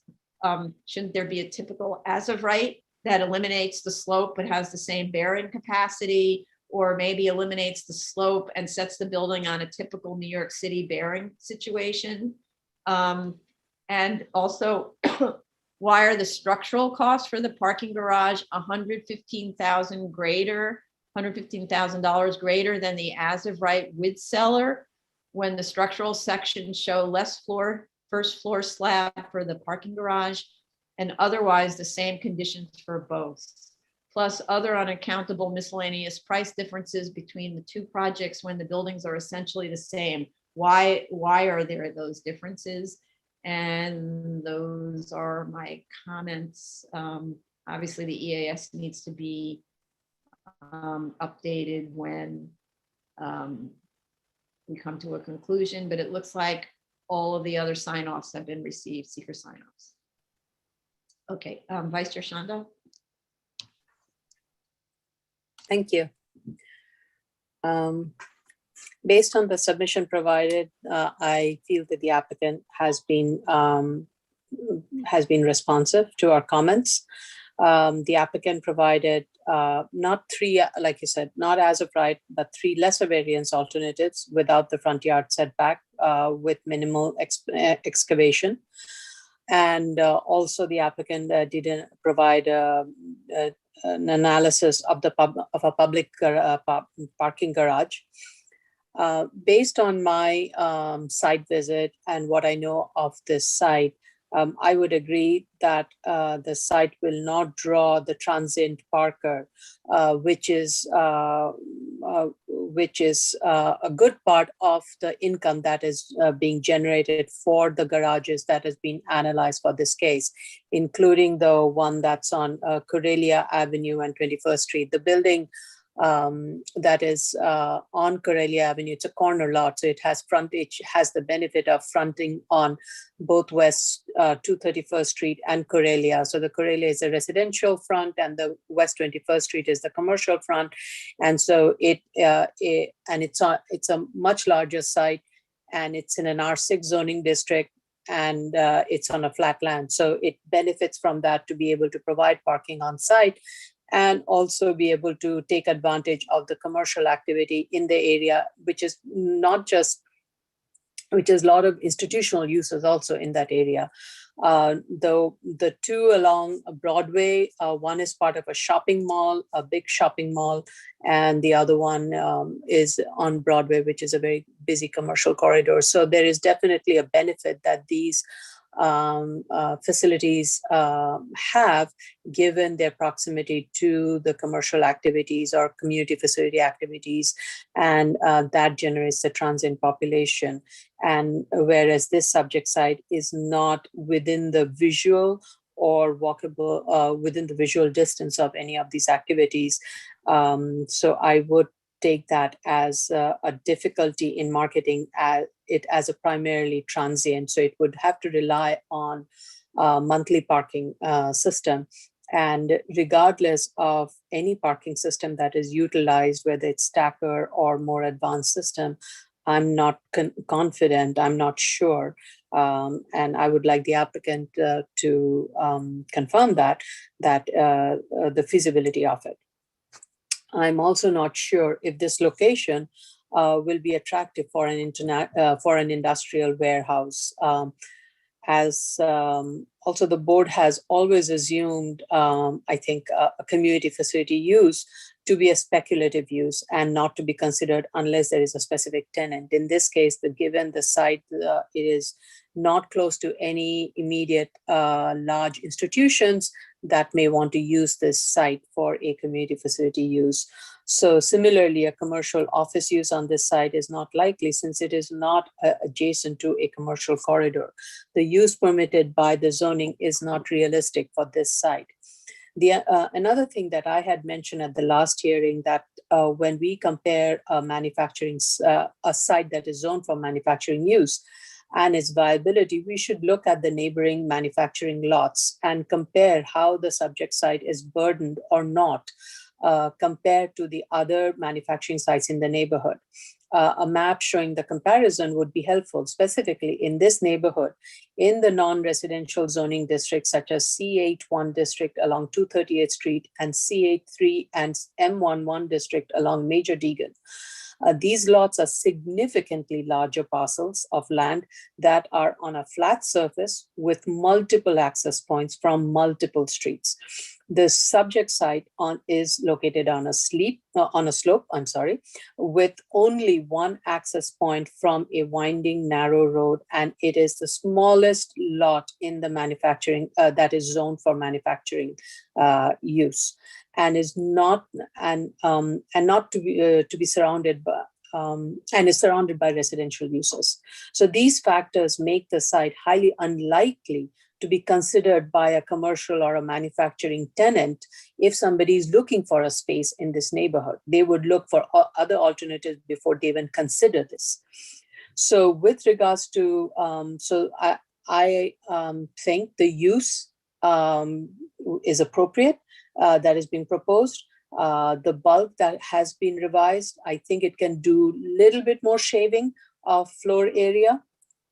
With regards to the construction staging from the U-Haul side, I would like to know more as to the timeframe of finalizing that deal and how that could be done, because that definitely will address a lot of the construction concerns that would happen on this street frontage, which bends and it's hilly, and it's probably a critical access point for this residential area. Should the project proceed, I would like to have it to be a part of a condition and a commitment through a restrictive debt or a lease term, etc. And with regards to the financial analysis and the construction cost determination, I look towards Commissioner Otley-Brown's comments, and then I'll weigh in on that. Thank you. Sorry, restrictive debt with respect to a lease term? What do you mean by that? For the U-Haul construction site. So in other words, term between, I don't understand what the lease term part is. Well, if there is going to be any lease agreement, if they're going to use the U-Haul site for construction, what would those terms be? And if, how would that be applied? Those are, I see. Those are licenses, not leases. That's where I got Sorry, confused. It's just sorry. Pardon my lack of. Okay, yeah. that's why I got confused. Okay, Okay, sorry. Thanks. Commissioner Otley-Brown? So I still think that although the new proposal of 5 stories has brought the FAR down, the height down, I still think that based on the neighborhood study with surrounding FARs at 0.44 to 2.04, this is a large ask at 3.12. It's 150% of the largest of the buildings surrounding it, and that's problematic to me. And it also doesn't help that they don't provide parking, because this area is glutted by cars and there aren't enough parking spaces available on street. And so they would just be dumping as many as 40 to even 80 cars onto the street with this development, which is going to cause a problem. Now, I did review the scenarios under the financials, and I found that the financials were responsive to the questions that I was raising in terms of the fact that I felt that the rents were aspirational for residential. They actually went back and found more comparables that were closer to the property, and they did lower the rents per month for the 1-bedroom, 2-bedroom, and 2-bedroom, 2-bath scenarios. I found that the construction costs, which I found were way too high for the as of right and even for the proposed, were actually brought down considerably. Since the last report had the overall construction for as of right at $539 a square foot, and for the proposed $446. And now the as of right was brought down to about $330 a square foot and $370 a square foot. And then for the proposed brought down to about $400 a square foot. There probably still is some fat there because I think it's coming in higher than Marshall Swift would predict for this area. However, that I will lead to Commissioner Shetta to rebut or dispute with them. They do have in both of their scenarios of as of right, a tenant letter, which is accounting for the fact that although they are costing out the projects as if they're industrial buildings, they have a tenant letter of construction costs in each of the as of rights for conversion to office building. So they are kind of considering the possibility of an office building by adding $30 a square foot in both of the as of right industrial buildings for kind of finishing off so that somebody would consider it for a possible office. However, I think that you probably could take those tenant letters off with the $341 a square foot and probably with the overall construction cost for the as of right of $303 and $330 a square foot, I don't think you need the tenant letter added into that to convert it to an office. I think the construction costs are already high enough for you to finish it as an office building.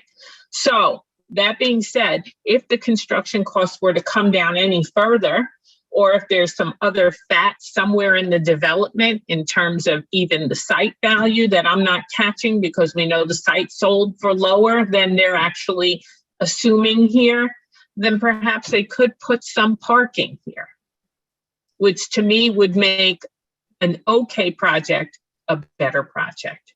Mhm. Okay, question, if they have an allowance for having these sort of boxes become an office building, then wouldn't the rents go up? They'd be more than $35 a square foot or something like that? No, what they're saying is that the $30 a square foot is really taking into account office possibilities, and that if it was just simply industrial, it would be lower. And I have to look at the report to get the lower number, but this is assuming that it would be, or it would have the possibility of being some kind of office or commercial venture. I'm inclined to agree simply because of its remoteness from a real commercial office district or retail district. Okay, so, but actually that was a question I had for you, was that this Marble Hill area that's so isolated up there, where there's this little building on just down the street that is 2 floors of office. And I'm curious whether the Marble Hill neighborhood provides for potential tenancy in a way that that almost makes this a choice opportunity for, you know, the local like accountants and little law firms and like things like that that service the immediate community, or retail.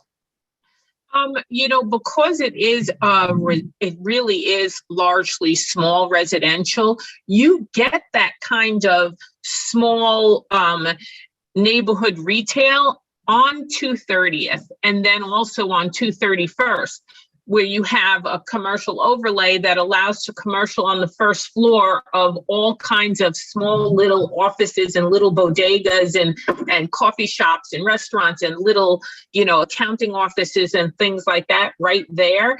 I don't think it would be a fly on the inner block of Terrace View. I really don't. And that is why I found their garage analysis pretty persuasive, because it is remote from all of the large retail situations that you have on the major streets.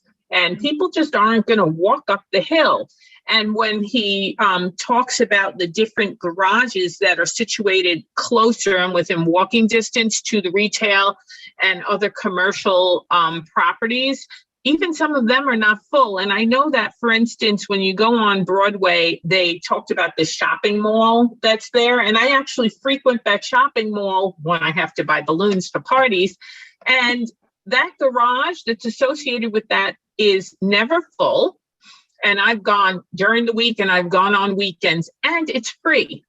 So being that that's right in the heart of all of the retail activity, why would I walk up a hill to park and pay to park to use the retail in the area when I could just pull right in there and I can park for free? So that's the problem. And that's why I found that actually a very nice analysis, pretty detailed, and I thought it was pretty on the money. Mm-hmm. Okay, fair. That's good. Thank you. Appreciate it. Commissioner Sheta. Thank you, Chair. I'll try to be brief. Long story short, I'm not convinced that this site is unique. This is point one. Yes, point two, I believe that if something is granted on this site larger than these 2 guys, if I'm the owner of these 2 buildings, I'm gonna knock them down and come to the board and ask for similar. Why? Very simple, because if you look at the map that was submitted by the applicant himself, this one, this is the site. These are the 2, I don't know, houses or offices next door. Yes. Very similar topo. It's the same street. If you look at the area all over the place,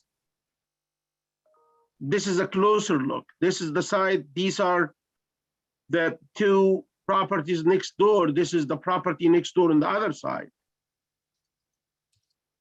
Let me try to scroll to the other side. Yeah, look at this, here, here, here.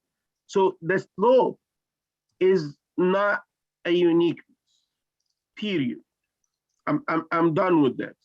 Mhm. But let's say, even if this side is unique with respect to the slope, we always look at negative uniqueness, meaning that the uniqueness that imposes hardship on the applicant to build something that's feasible. Even let's say for a moment that this side is unique. This is the only slope in the entire neighborhood. Is this some sort of a negative uniqueness? I don't believe so. On contrary to that, I believe this is a positive uniqueness. Again, why? Because of this. And I did put this chart during the last hearing, and I was like willing to get some challenge or some explanation on it. Let's say we're talking about a typical site that doesn't have slope, very typical New York City site in Upper Manhattan or in Bronx or in the area. Rock is very common. It might be 10 feet below, 8 feet below grade. And this is our typical site. The grade is up here. And let's say we have a crust of fill, 8 feet, and then we have rock. If you look at a site like this, which is the flat side, on all four, the green is if you need full SOE.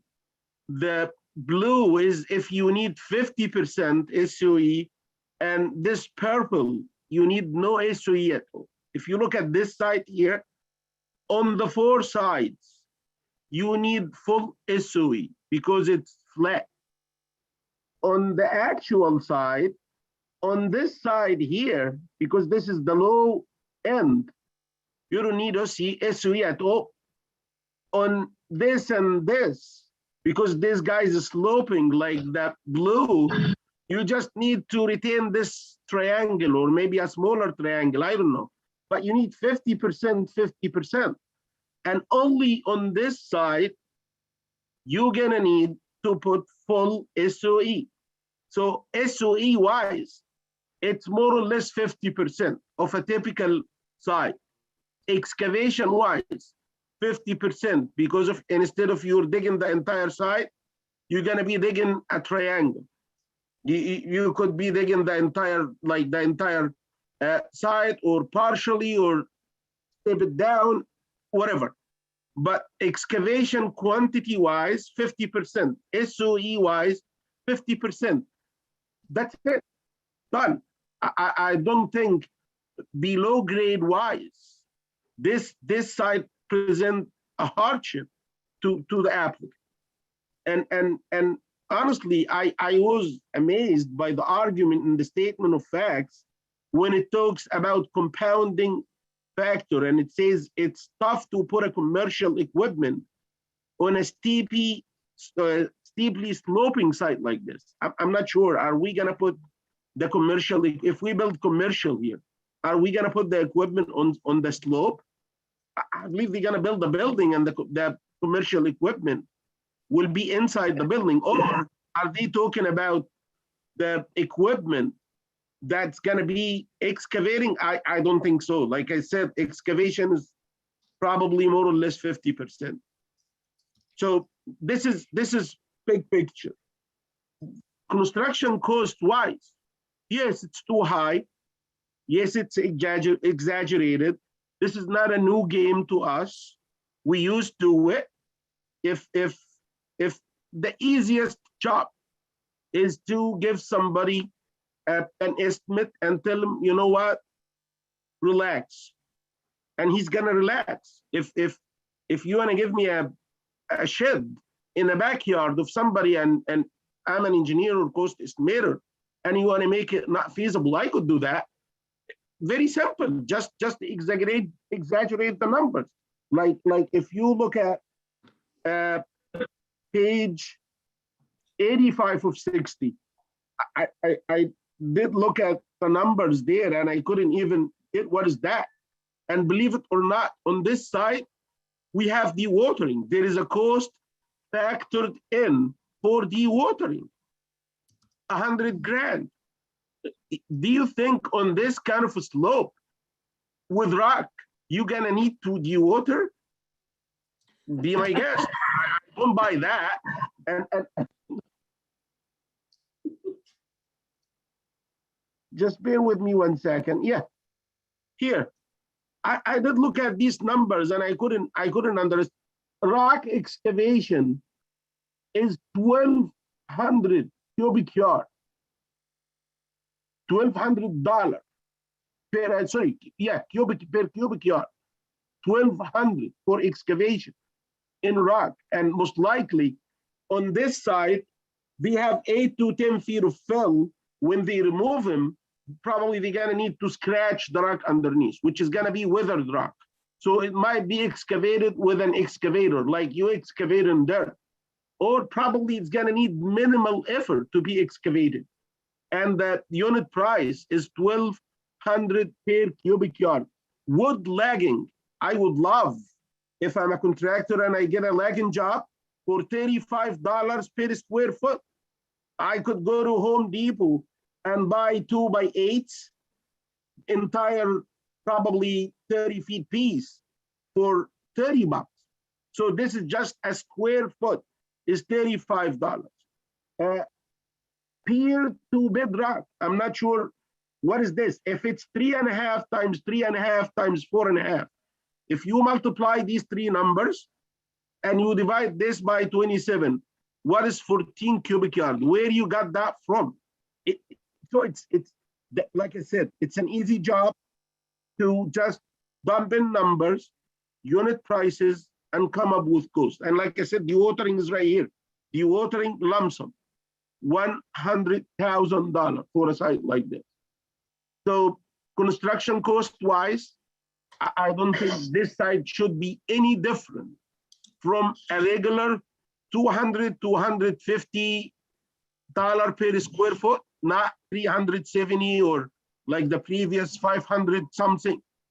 No, it's not gonna fly that way. And like I said, I'll go back to like square one. I don't think this site is unique. I could have been sympathetic with them if they are asking for a use waiver on something similar to the two properties to the right. But anything else other than that, the proposed building is gigantic. Understood. I Okay. So what you're, I think that because we have a 70-foot site, 70-foot deep site, right? Where there's a requirement in an M district for a 20-foot front yard and a 20-foot rear yard. Now you're talking about a 30-foot deep building, and that's actually, well, you're talking about a 50-foot deep building at the first floor because you're allowed to obstruct the rear yard. And then the floor, anything higher than 23 feet has to set back. So we're talking about a 30-foot deep plate, anything higher than 23 feet. So if anything, the hardship is actually the depth of the site. That's what you're ultimately saying, right? Yes, I get that, and I'm okay with it, but do not go from this argument to a 5-story building. It's a big jump. Yes, okay, understood, thank you. Commissioner Shabeta. Okay, so this was a pretty extensive review. I just want to, my biggest concern here is and it's been, we spoke about it ad nauseum. I think that not objecting to anything that was stated before, but this certainly is a very big ask for what their hardship is. and not disputing Commissioner Shetta's inquiry into the hardship aspect. So in terms of a big ask, you have an opinion about the correct ask? So, I think that as Commissioner Huntley Brown stated, this is 150 times the size of everything next to it. I think it needs to be brought down to scale. I wish the community board provided more information with their objection. I know that was just we just received it, but I'd like to see what they were objecting to specifically. But I do think that this needs to be brought down to scale. Thank you. I also, I see hands up, but I just also would like to, if the community board's representative does attend the hearing, that representative was pressing for a parking garage. And I don't know whether the community boards had an opportunity to look at the parking garage feasibility study and to respond to this, to the issue that transient parking at this site won't work. So therefore you're completely reliant on overnight parking, where it looks like all of the single and up to 3 family houses or even 4 family houses have their own parking. So they don't need off-site parking. And so like what would support a parking garage that could only work with overnight parking, since you're not getting any transient? So I would like that community board rep to give us a little more like in the field data if they know it, because Commissioner Otley Brown obviously has her in the field data on Broadway.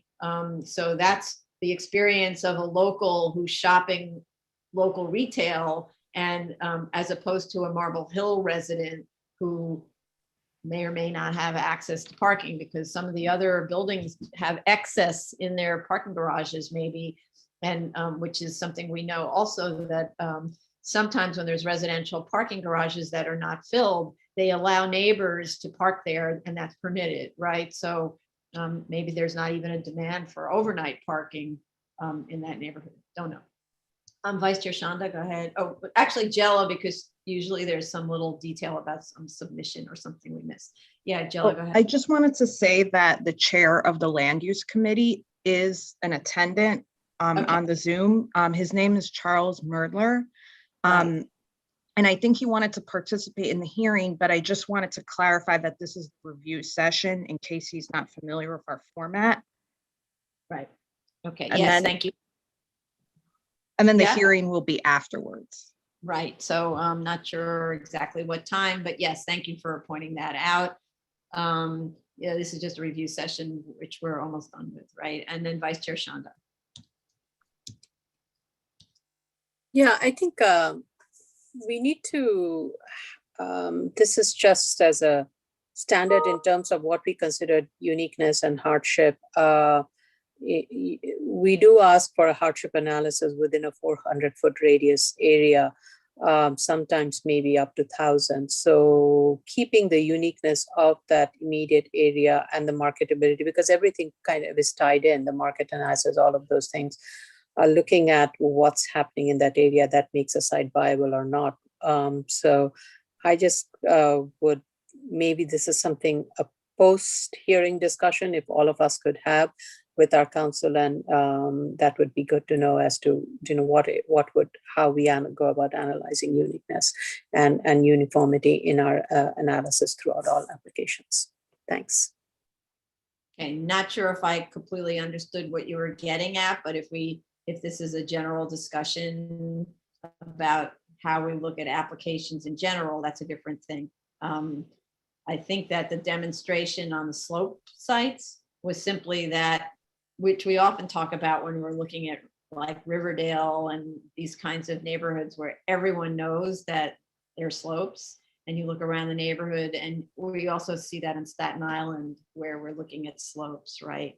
So you're looking at the contours and looking to see where the contours are coming at the same intensity to be able to compare one to the other, and whether the character of a neighborhood is whether a neighborhood is characterized by slopes. So that's, I think, what that issue is. And the idea of, especially in this area where you've got a steep slope before you get to the neighboring property. So it really needs to be more as the crow flies, because otherwise there's no adjacency, right? If it's located at the top of a hill and there's no adjacency, I think maybe that's what you're talking about, but I'm not sure. Yeah, Commissioner Sheta?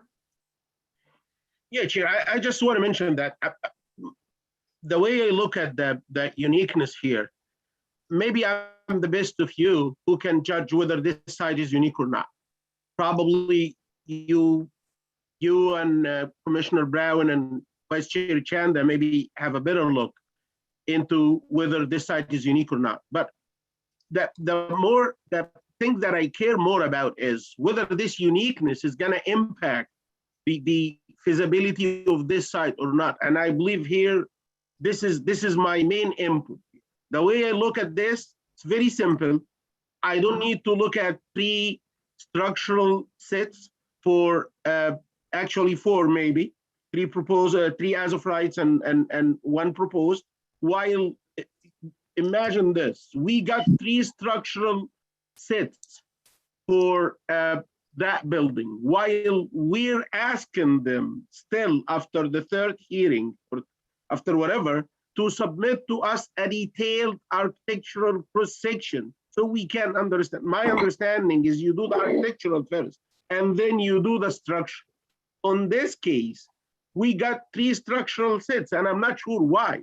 It's very straightforward like that. And I did mention this during the past hearing. I said, look at it as this is the typical site.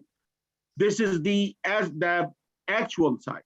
And if the below grade things are not negatively impacting you, do not argue about this. You could argue about the shallowness of the site. You could argue about the narrowness of the street. You could argue that the commercial use is not a desired use in the area. I buy all this. But when it comes to submitting a construction cost that claims that this is going to be probably 50% or double the cost for another typical site, that makes me actually nervous. And I would commend the board. This is the kind of cases that we don't want to stretch and just keep like looking at it for 10 hearings. Let's be brief on this. And if this project is not going to be changed significantly and reasonably, let's put it aside. Thank you. Thank you. So That's my opinion. Thank you. Thank you. So that's to clarify that in this case, it was the analysis looking at whether, and that's part of the analysis, whether the uniqueness poses the hardship complained of. That's the question, right? So whether or not it's unique, let's say it's unique for argument's sake, does the uniqueness pose the hardship? We often have that. We have that often with the triangular sites. Pretty clear that a triangular site is for a large extent unique, but does the triangular shape pose a hardship actually, right? That's sort of the classic. Okay, thank you. So I think any other comments from anybody on this? No? Okay. So then we can go This concludes the, yeah, I'm sorry, go ahead. this concludes the public review session. Do you want to start the Yeah, hearing? let's take a break because, yeah. We'll now commence with the public hearing. No, we're not going to commence with the public hearing. We're going to take a break. I just wanted to see, so let's take only 5 minutes or 10 minutes? 10 minutes. 10 minutes? I'm looking at Commissioner Otley Brown, who's giving me. I think she said 5. She's saying 5 minutes. Okay, 5-minute break. So that's 12:15. We'll be back. Okay. Okay.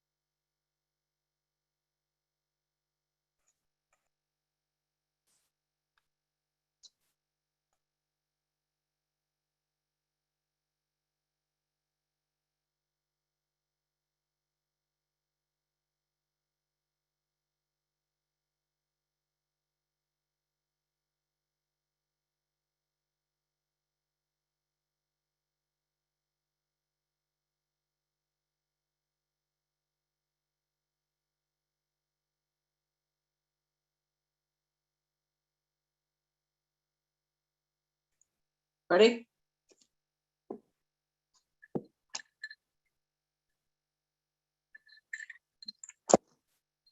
Yes, everyone, we have.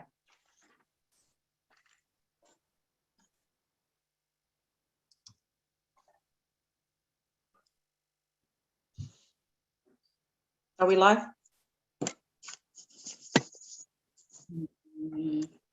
Not yet. Yes.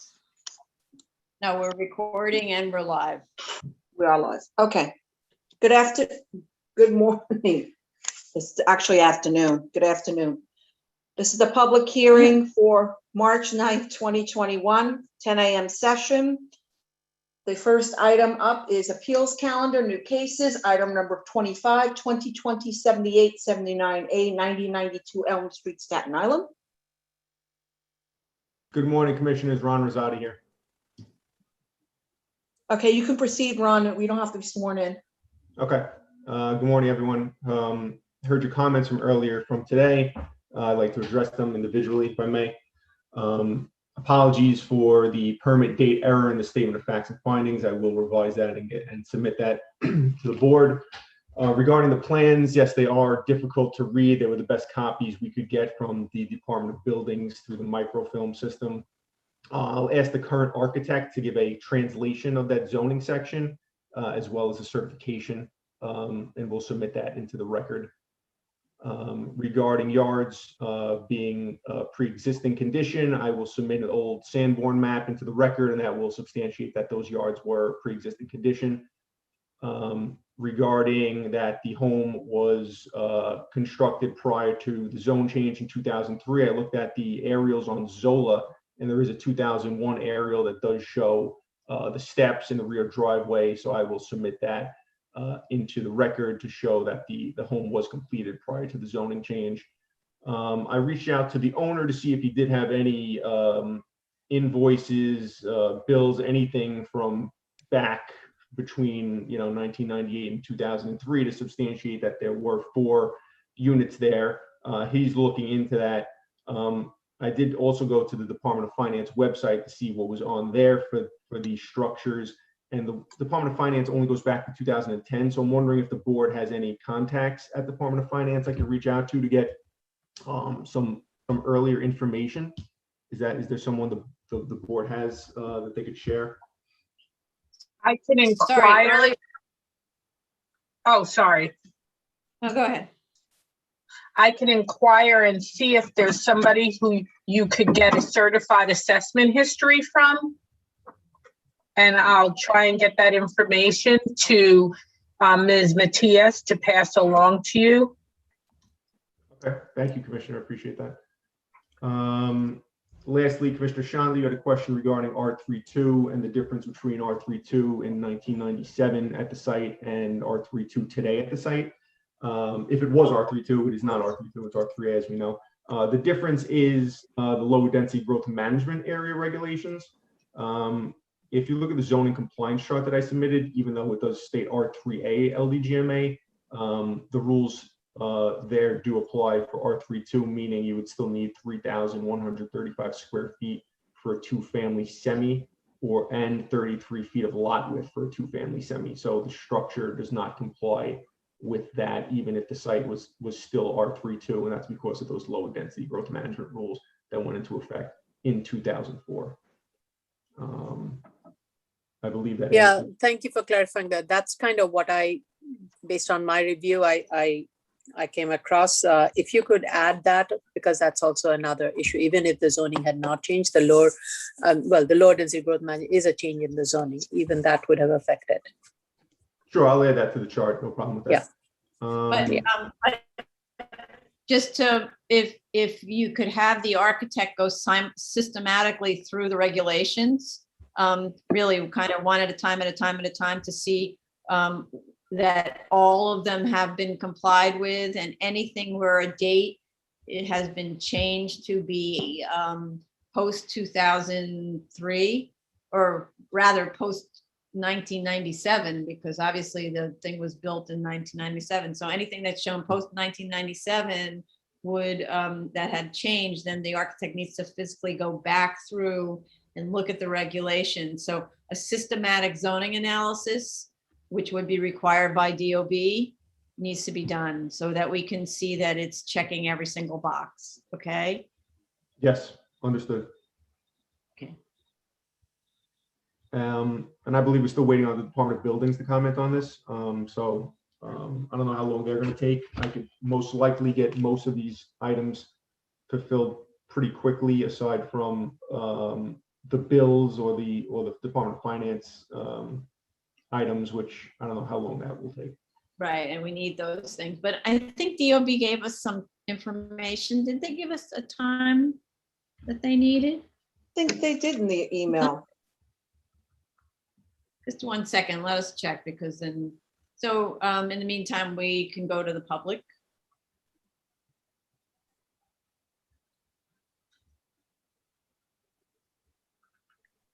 Chair? Okay, the case that we're discussing right now is 2020-7879A, 9092 Elm Street, Staten Island. If you want to call in, it is 646-558-8656. Zoom webinar ID number is 963-9861-7198. Passcode is 621522. And if you're in the Zoom room already, please *9 for raise your Zoom hand. And if you're calling in, it is *6 to unmute. Okay, I found the email, Tony. They didn't give us a time. No, that's what I'm saying. I'm looking, I don't see it either. Yeah, okay. So we'll get in touch with DOB to see how much time they need for this. And but if you could give us, Mr. Rosati, an estimate on how much time you need. I would say submission in a month. Okay. All right, so we'll verify with DOB that that'll work for them. Otherwise, we'll increase it. Okay. Okay. Okay. All Yeah, right. Chair, I just want to mention that I got the picture, the aerial image that I discussed during the executive session. If you Yeah, if you sure. want, I can put it in my screen. Yeah, you can show it and also explain how you found it. Okay. Yeah, sure, but it's not letting me share my screen for some reason. Okay, yeah, it's working. Yeah. Thank you. So this is the aerial image. It's taken between March 2003 and May 2003. I believe this is the exact date, 4/20/03. And the way I got it is through a website. Let me just.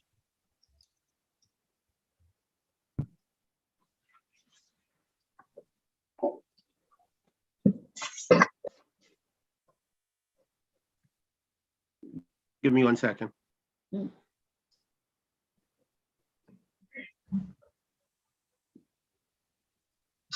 Yeah, this website, I do have access to it. And if I just put the address in here and do the search,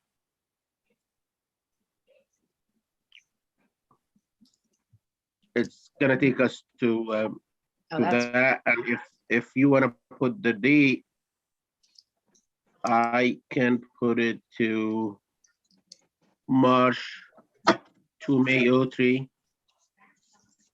And this is how it looks back then. Wow, that's great. So this Okay. is, yeah, this is Elm Street, and I believe this is the subject property here. Yes. Okay, great. Thank you. That's wonderful. We should all be using that. Okay. Thank you, Commissioner. Commissioner, is that a free website or is that a pay website? No. It's a website that the city has a subscription for us. Okay. I will save this from the video and submit it into the record, in addition to the Zola maps. Great. Thank you. Perfect. Thank you. All right then. We don't have anybody in the, I don't think. Hold on 1 second. Let me just check. If anyone in the waiting room would like to speak on this, please raise your Zoom hand. It's 2020-78-8079A, 9092 Elm Street, Staten Island. There's a common law vesting application. Right. I don't see any hands up. There's one caller in. If you want to speak on this application and you can't raise a Zoom hand, *9 on your phone will raise the hand. Okay. I don't think anyone's called in for this. Okay, let's move to the next. Okay. Zoning calendar, item number 26, 2019-24 BZ 2721 Nostrand Avenue, Brooklyn.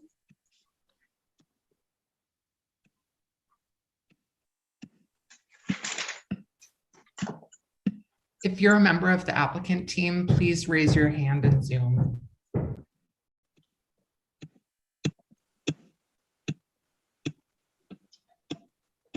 Someone's chopping vegetables. Please mute yourself. Unless they're hitting the computer keyboard.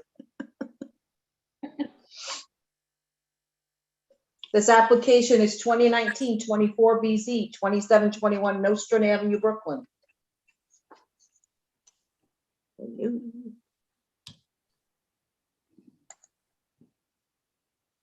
We have two people who raised their hands. They're in, right? Well, Eric is in, right? Elise is there. Yes. Okay, Jay is there. Wish. okay. Is everybody ready, Mr. Palatnik? Everybody, I can't tell who else is on the screen, but I guess whoever's here is ready. Let's see. Elise? Yeah, it looks like. Austin Yep, is yours? Yep. Andrew Villari, I just want to make sure he's on because he's a big component of it. Robert Cornegi? He has his hand, Valari, we're allowing him. Okay. Okay. And Robert Cornegi's Councilman Cornegi, I believe. So if you wanted to defer to him. Oh, sorry, council member, sorry. We're all happy to wait, and you could defer to him if you'd like to give him the floor first, because I'm sure he's busy. Actually, I would like to have the council member listen to our comments. So it's an important issue. Okay. Okay. Okay, let me And wait. Mr. Kambourakis, is that person in your group? Yes, that is the structural engineer. Okay. Okay, can we go? Swear them in?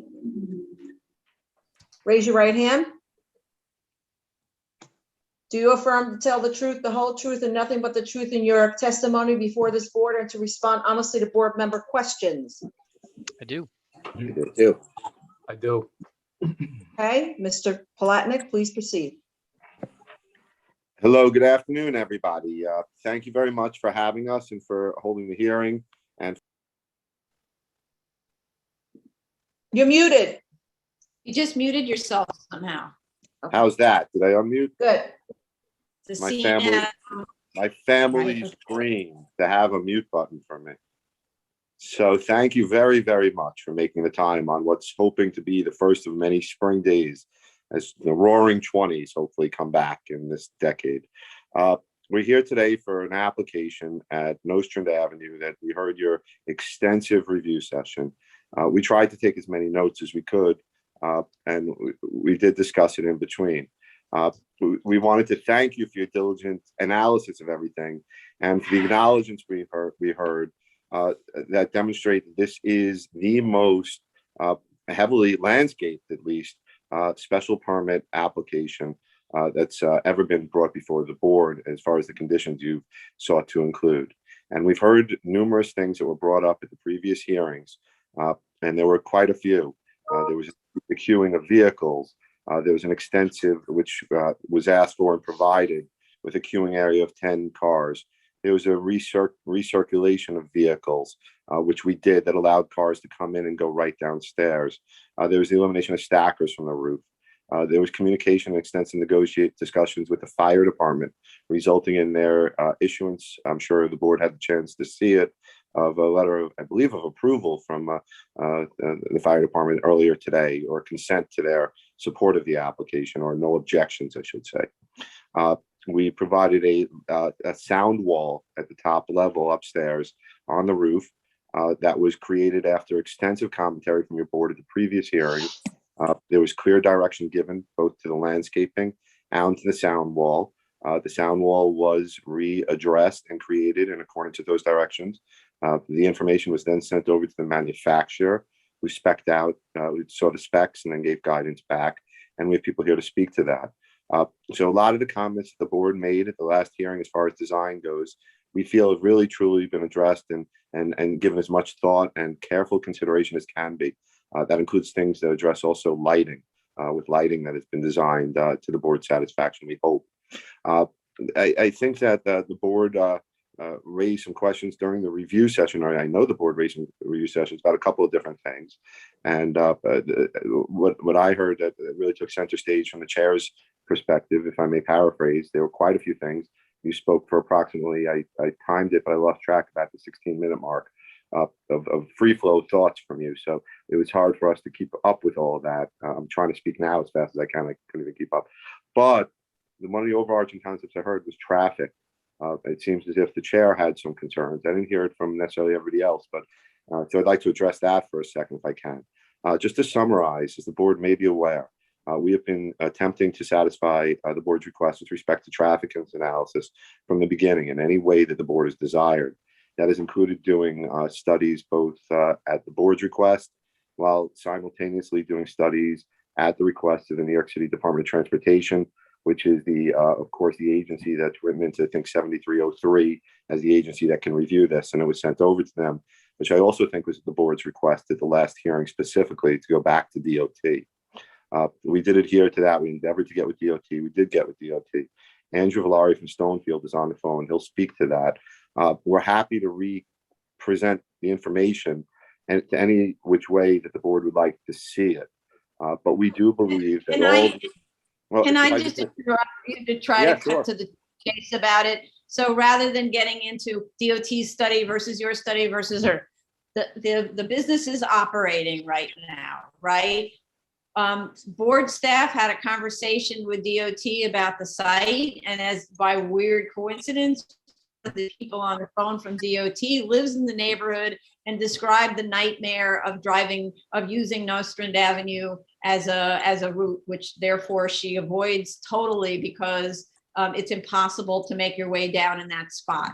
Other conversations with other people who really know the area are that it's not the customer parking that's causing the problem. It's the fact that this business uses the street system to park their display cars, and also and then we have that letter from the neighbor that confirms that, and to rearrange their display cars inside the building, and also the flatbed trucks that come with whatever frequency that block traffic. It's not true, as is stated in the EAS, that the cars easily, neighborhood traffic easily make their way around the flatbeds. So I'd like the consultants to address how is that going to be addressed independent of whether there's rooftop parking for customers. Okay, Oh, it's not about the customers. We thought about that, and here's Andrew Valari, who's going to speak to that. Andrew, why don't you explain to the chair the analysis you performed? Yeah, just my appearance for the record, Andrew Valeri, Stonefield Engineering and Design, 584 Broadway, Suite 310, New York, New York. So we're talking about the car carrier deliveries here, and Plaza Auto Mall, it operates right now. There's been extensive conversation about what the no action condition is, what the as of right is, and the proposed application is not that much of a deviance or any type of variation from that. We're looking to unlock that rooftop parking. It's basically the people that park on the street right now, employees and customers both, they'd have the opportunity to do so off the street to clean up the roadway network. And that does lend itself to an improvement in the congestion in the area. Another thing that's important to keep in mind is that there is an increase in the amount of auto sales spaces, basically the display vehicles. Comparing the no action with the with action, there'd be 44 new auto sales spaces in the building. Now, we view that as an improvement for also the same topic we're discussing, the car carrier frequency. If you have an opportunity to provide more inventory for an existing operation, what that does is that reduces the frequency of the car carrier trips to the site. So, undisputed car carriers, they do cause some congestion in the area. There are deliveries that occur for almost every other commercial tenant in this corridor that, have a similar operation here. The application proposes to reduce the frequency of car carriers because you'd be able to provide more inventory in the store. Can I interrupt you just because I don't want to hear like your pat response? It slows down the hearing. The fact is that this is an existing operation. It's been in operation for a year. Staff mentioned to you that on-site conditions look different than the drawings. On-site conditions, therefore, the as-of-right condition, which is the building right now without the rooftop parking, shows the first floor being used differently than shown on the drawing. So it looks like it's being packed with the amount of cars shown in the proposed. So that's your as-of-right condition, not 44 additional spaces in some future for sales. They're in there already for sales. And you have on site 42 customer parking spaces because that's all that's required by zoning in the as-of-right. So let's skip all the, kind of conversations and cut to the chase. The existing conditions are posing, and the existing conditions are exactly the same as the proposed with respect to sales spaces. The observation on the part of DOT and others who are familiar with the area is that the congestion is not being caused by customers, it's being caused by the use of the street system. So right now, after operating for a year with this many cars parked inside and those display cars already parked inside, what is the frequency currently of the carriers, which is not going to change with this proposal? And what's the actual frequency? If you don't know the answer now, that's fine, but you need to tell us what the frequency is. And you have to explain how those carriers function, why they can't drive into the facility and offload in the facility, because you're not supposed to be using the street system for the expansion of the business. And what happens when the business wants to rearrange the cars on their lot for display? Why does that have to be using the street system to do it? And how frequently is that happening? Is it happening every day or once a month when they get new models? Like, what's going on? Because apparently that's what's causing the havoc, not customer parking. So can we not talk about the stuff that you're usually talking about? It's just frustrating. Hi, it's Eric Palatnik. We'll be happy to respond to that. I think Andrew took that down. But let's be clear that the rooftop parking is not germane to anything you just described, Madam Chair. Those conditions are irrespective of the rooftop They're not parking. irrelevant. No, No. I didn't say irrelevant. I said irrespective. And what I'm trying to communicate is that what we're doing is going to be improving that situation by, as Vice Chair Shanda said, freeing up more space on the street with respect to on-street spaces. The car carriers that come, as you said, Madam Chair, are going to keep coming. The use is as of right. And the cars for sale in the business are going to continue to be for sale, regardless of whether you vote to approve it or to deny it.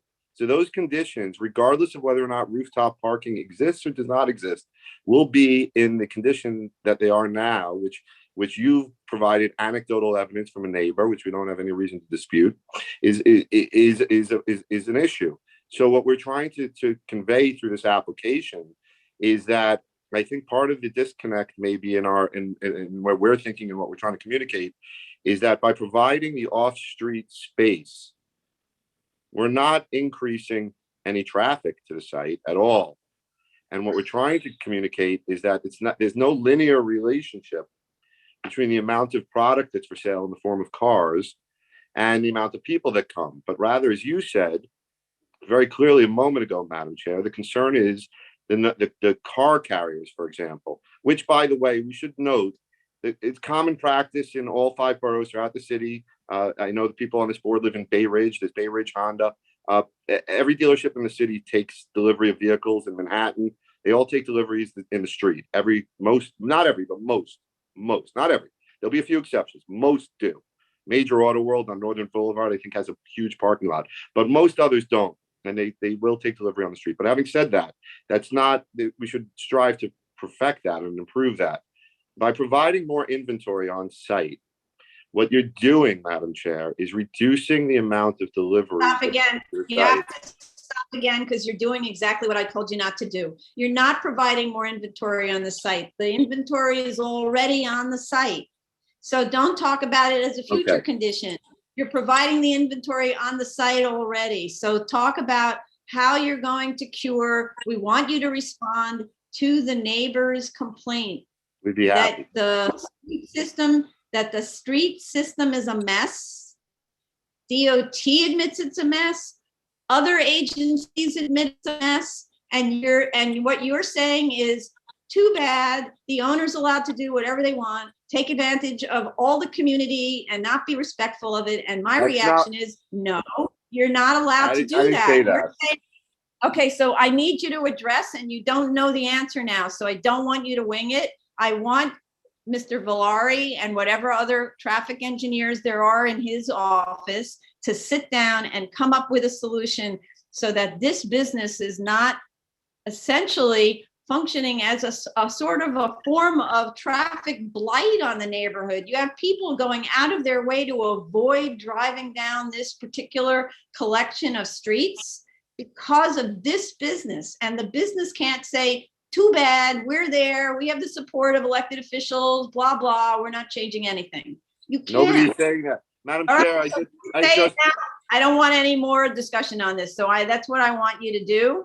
And I know that the rooftop parking is not about sales spaces, it's about customer spaces. I also want to understand, why can't the employees park off-site so that you're meeting the demand that the original demand study showed of customer parking on site? Because the original demand study said you had, I forget what it is, it's 30 appointments per hour. Therefore, you have 30 cars. No, it was more than that. There was I'm sorry, I'm confused about this, but there was a demand study of the number of customers on site at a given time, not using DOT's 5 visits a day, because it's not reality. You have a reality where you gave us an incredible amount of in-field data. It should be based on that. Why are you putting employees upstairs when it seems as if you have plenty of customers who will be using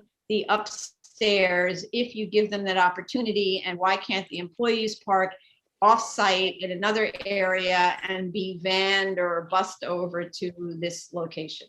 Okay, I want that answered. If you don't know the answer now, I don't want you to wing it. I want you to answer it, okay? Okay? We would be happy to respond in writing, and we'd like to address the other commissioners' concerns, and then we'd like to ask the board to close this matter. I'm not ready to close, so let's continue with the discussion. Okay, so if there's other things that you want to add, and you also need to respond to the issue of damaging the neighbor's property during the construction. Yeah, I believe you. I just learned about that through a letter that I received from it wasn't a letter. Are you referring to an email from a Shandy Wurzberger at gmail.com? Is that Sorry, email? so we've heard complaints from the neighbors in other contexts also that Yeah, their properties were damaged by the construction and no compensation or repair of their damaged properties was made. So yeah, I heard you say that. I was trying to respond to you.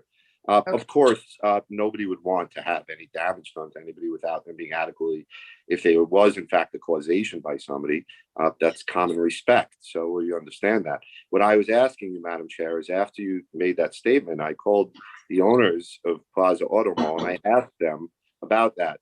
They responded to me they weren't aware of it. So I was just asking you, Madam Chair, you used pronouns, other neighbors. we're not familiar with which neighbor and which address. I was given an email that was sent to us from regarding an address on East 31st Street. I don't want to say the name out loud, the full name, but it was from somebody, an email that was sent to us. Is that what the board is referring to? Yes, it's an email. That's the most recent one that was received. Yes.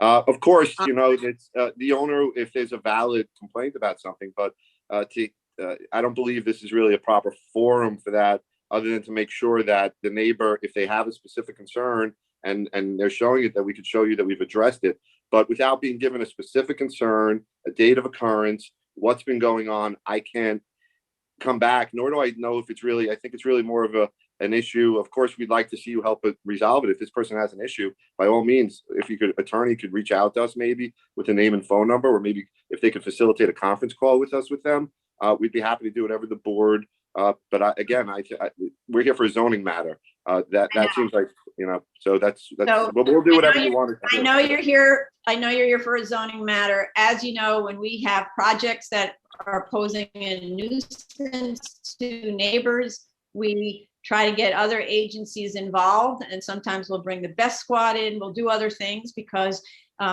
neighbors without voices have now the opportunity for the BSA to help them have a voice. And so, yeah, okay. So yes, we will actually reach out to that neighbor, and I would like our council to set up a call with the neighbor and Mr.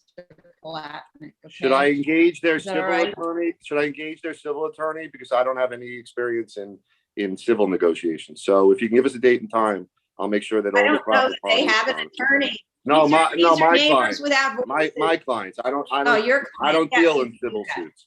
So Okay, I'll make sure there's proper representation. If you okay. just give us the information.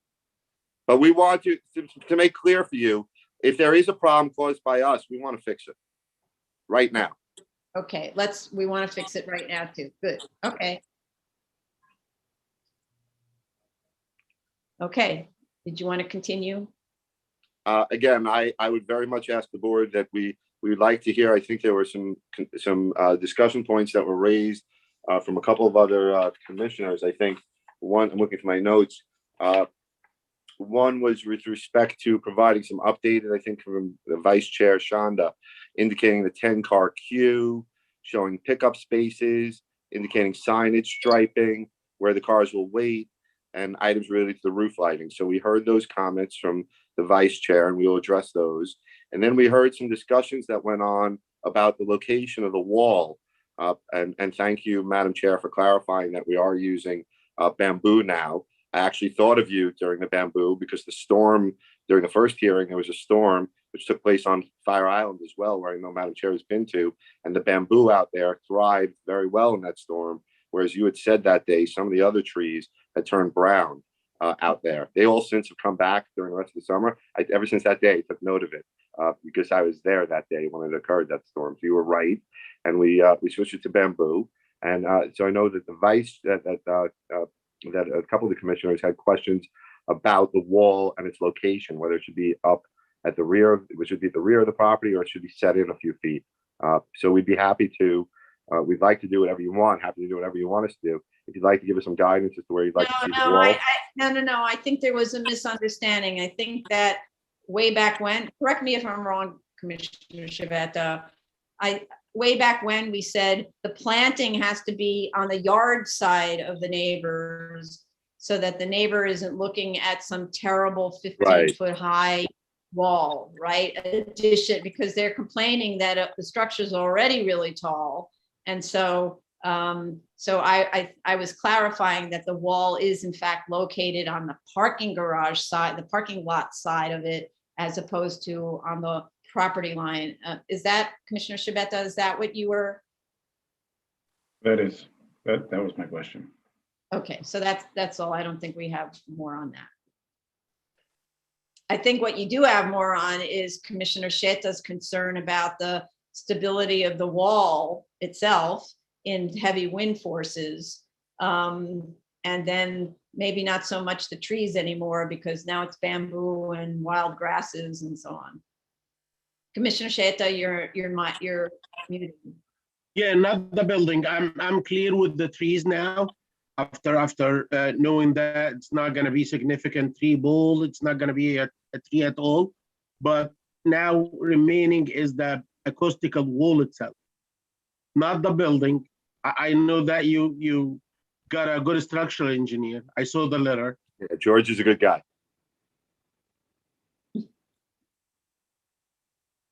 Okay, so we were okay with then the wall, or you were not okay with it? No, they didn't give us anything on the wall itself. Ah, okay.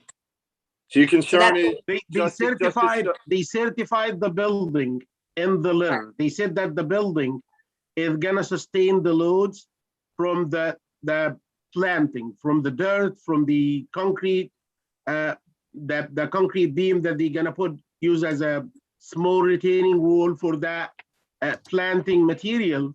But the acoustical fence itself, I have seen nothing on it. If there is anything in the letter, I'm happy to listen. So, and the issue is heavy winds, because that's obviously, these days, we have hurricanes and even tornadoes in New York City. yeah, And it's atop the building, so the Sure, wind sure. will be No, significant. we'll show you, Commissioner. I mean, I think somebody just shot me a picture of, I think it's on top of this building on the west side, that's really tall, in the Edge restaurant, where they've got fences on the top and they eat outside and they're trying to get people back up. And these walls have been up, of course, all over the country and all over the world, in some of the windiest terrain ever, in all various states, countries, municipalities, highways. We So know we'll that. get you some information. We know that, but this is on the roof of a building. On highways, it's at grade, and all it does is it flops. Oh, down. of course, but sure, we're not the first person to build a fence 30 feet above sea level. We'll give you some information to show you that it can sustain the winds. I don't think that anybody is that's of in any structural understanding would have any concern, but I can think that you would want to make sure that we are in fact doing it that way. And I can understand that. We will show you that we're building it the right way. It's New York City, we build skyscrapers. We'll show you we could build a sound wall that will sustain.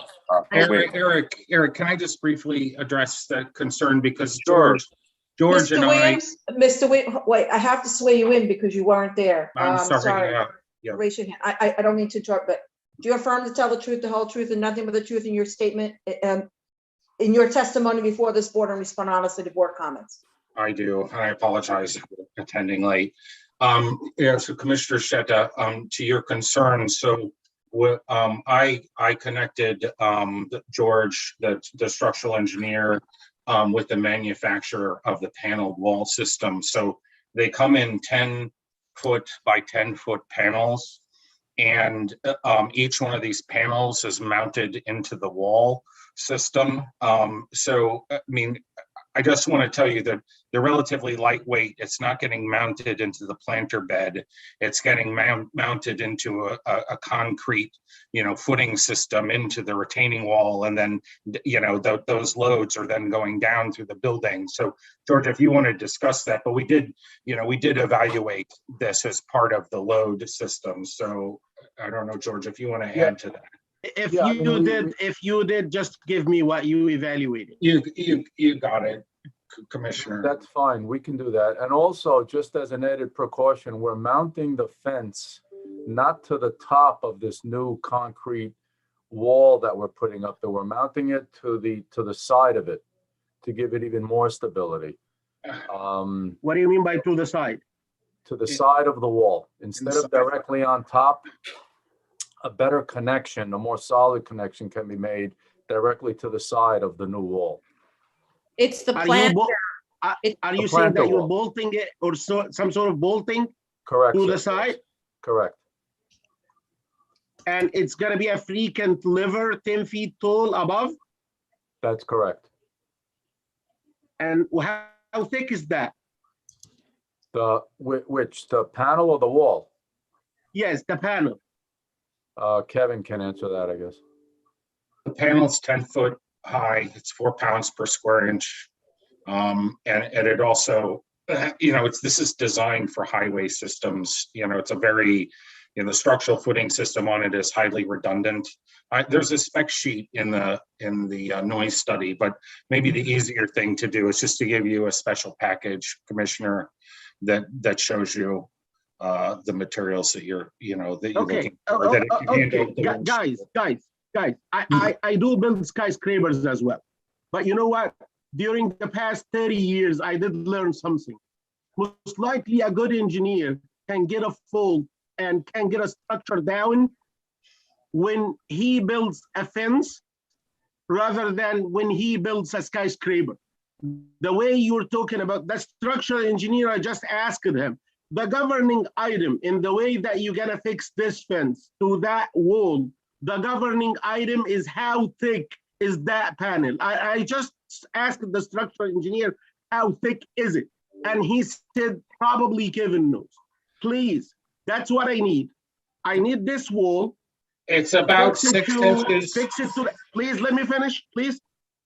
I need this wall, fix it the way it's fixed to the parapet, the concrete parapet, put the wind load on it, give me the straining action on a section on 1 foot of that wall, how much bending you have, how much shear you have, and prove me 2 things. Number 1, the thickness and the material quality of that panel will take that bending, and I'm trying to simulate what's gonna happen. This is number 1.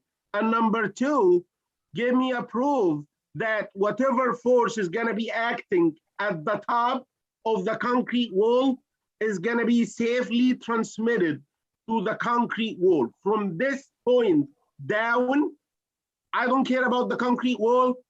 I don't care about the building. This is your baby. My baby is, you're gonna put this wall. I'm gonna give you a permission to put it. I wanna make sure that it's feasible to fix it to the concrete and it's gonna be done right, period. Thank you.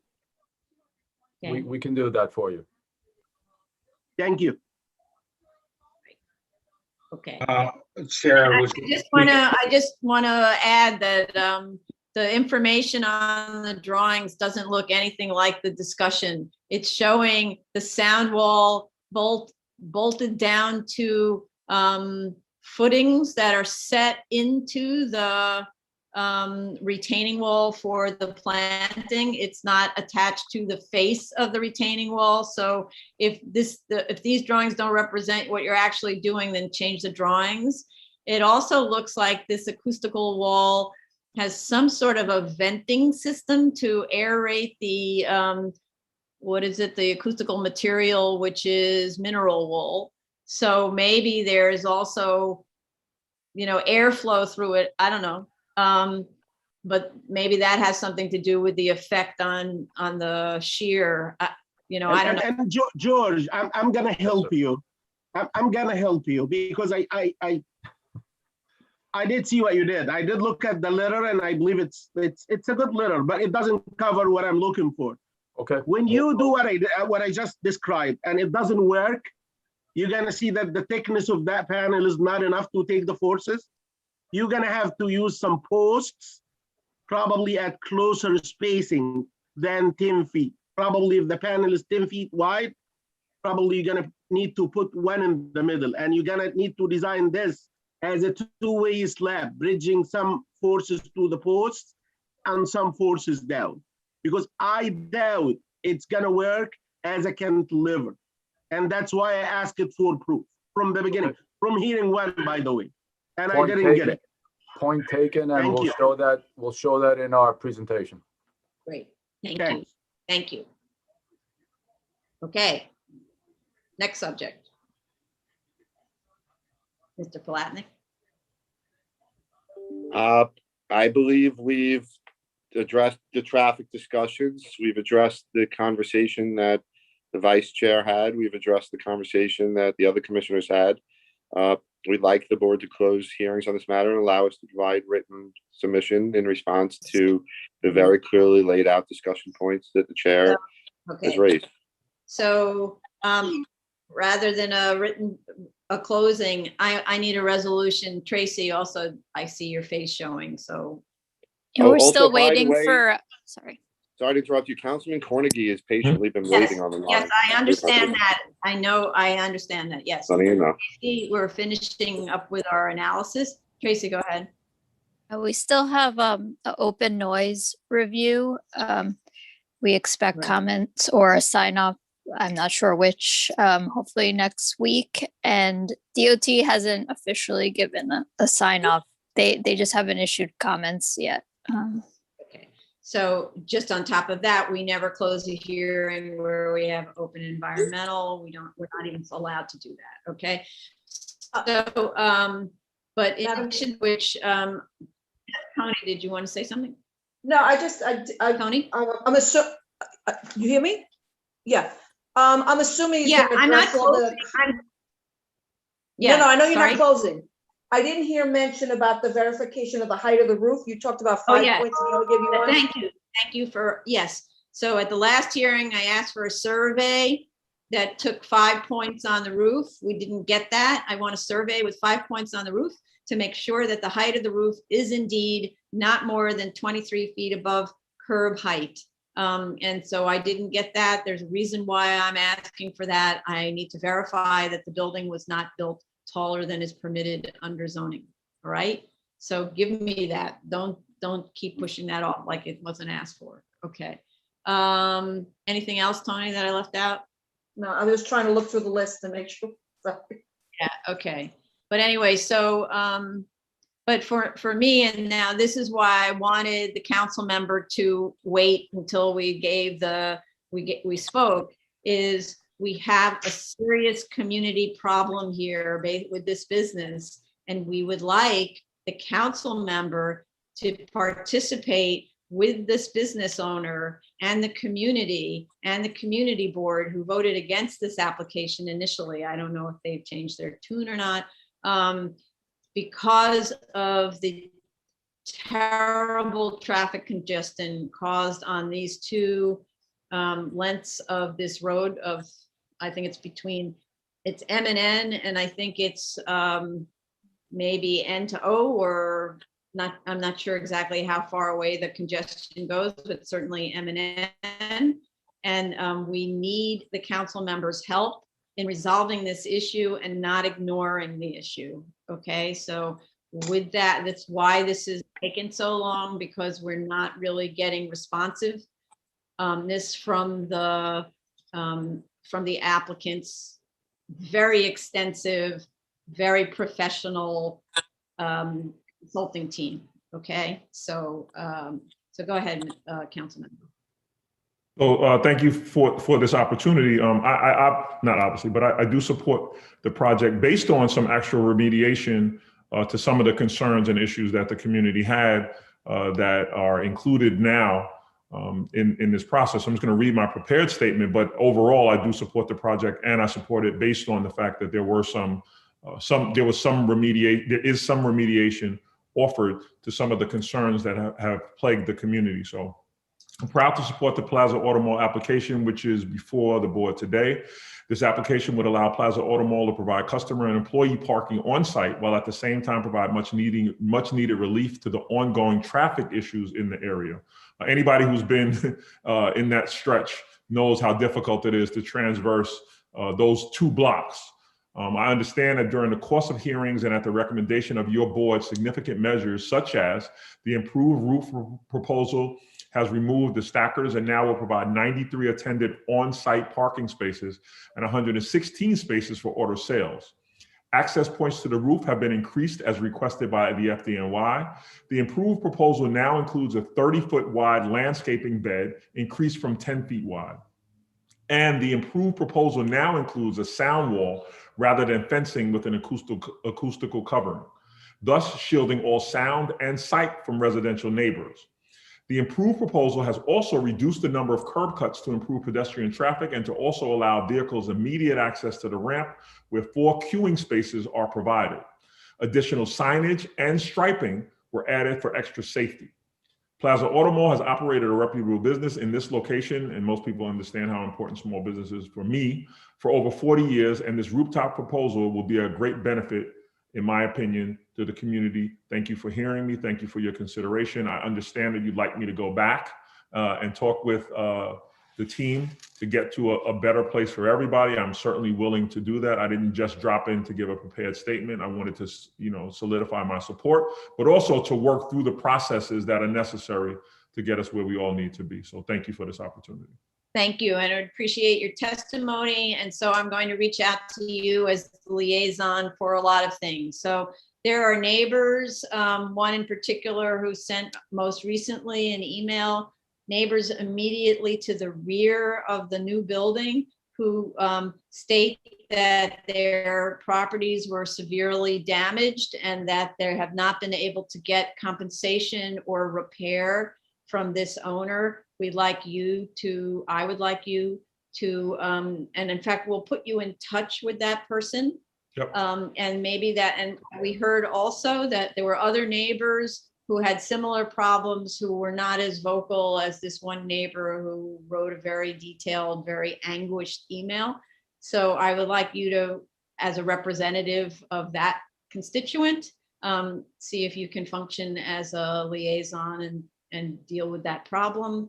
But then the other part of it is, as I mentioned earlier, the existing condition now is the condition in terms of the amount of display cars that are going to be on the site. All that's being changed with this rooftop parking is additional customer or employee parking or both, which isn't clear to me. To me, it seems like the employees could easily park off site and be van, take a van to this location so that all of this area is left for customer parking on the roof, so that people coming and going to look at potentially buying a car could very comfortably just drive right up there and then take the elevator down, look at a car and stay for an hour or 3 hours, whatever, and then drive away. That doesn't seem to be the current proposal. And that I believe that the current proposal should be that it's strictly customer parking and not employee parking up there. Okay, so that's the first part of it. But the other part of it is you're not going to see additional sales cars than what you see right now on the site. So you can see today whether or not the street system is being blocked by cars for sale because they don't have license plates. So the next time you take a trip down Nostrand or up, depending on which way you're driving, take note of why the streets are congested. Is it congested because there are lots of cars parked on the side, along the sidewalk or on the sidewalk, which we're also hearing? Those are the things that I would really appreciate you being involved in with the community board and perhaps area residents to try to solve with this owner, because we are unable here at the BSA to get anywhere on this subject. Okay. So those are three issues that I certainly would like to be able to meet and talk about, right? And I look forward to you providing me with the constituents' information so that I could advocate on their behalf to get them compensated, right? I happen to know and believe that this owner wants to be a good neighbor first and foremost. And in order to do that, should probably have some outreach to these constituents. I don't mind brokering that if necessary. That would be excellent. We appreciate that. Thank you so much for your participation in this and your testimony. And now we should open it up to the rest of the public. There are a lot of people who may or may not be interested in speaking on this. Okay, so the application we are currently discussing is 2019-24BZ, 2721 Nostrand Avenue, Brooklyn. The call-in number is 646-558-8656. The Zoom webinar ID number is 963-9861-7198. Passcode is 621522.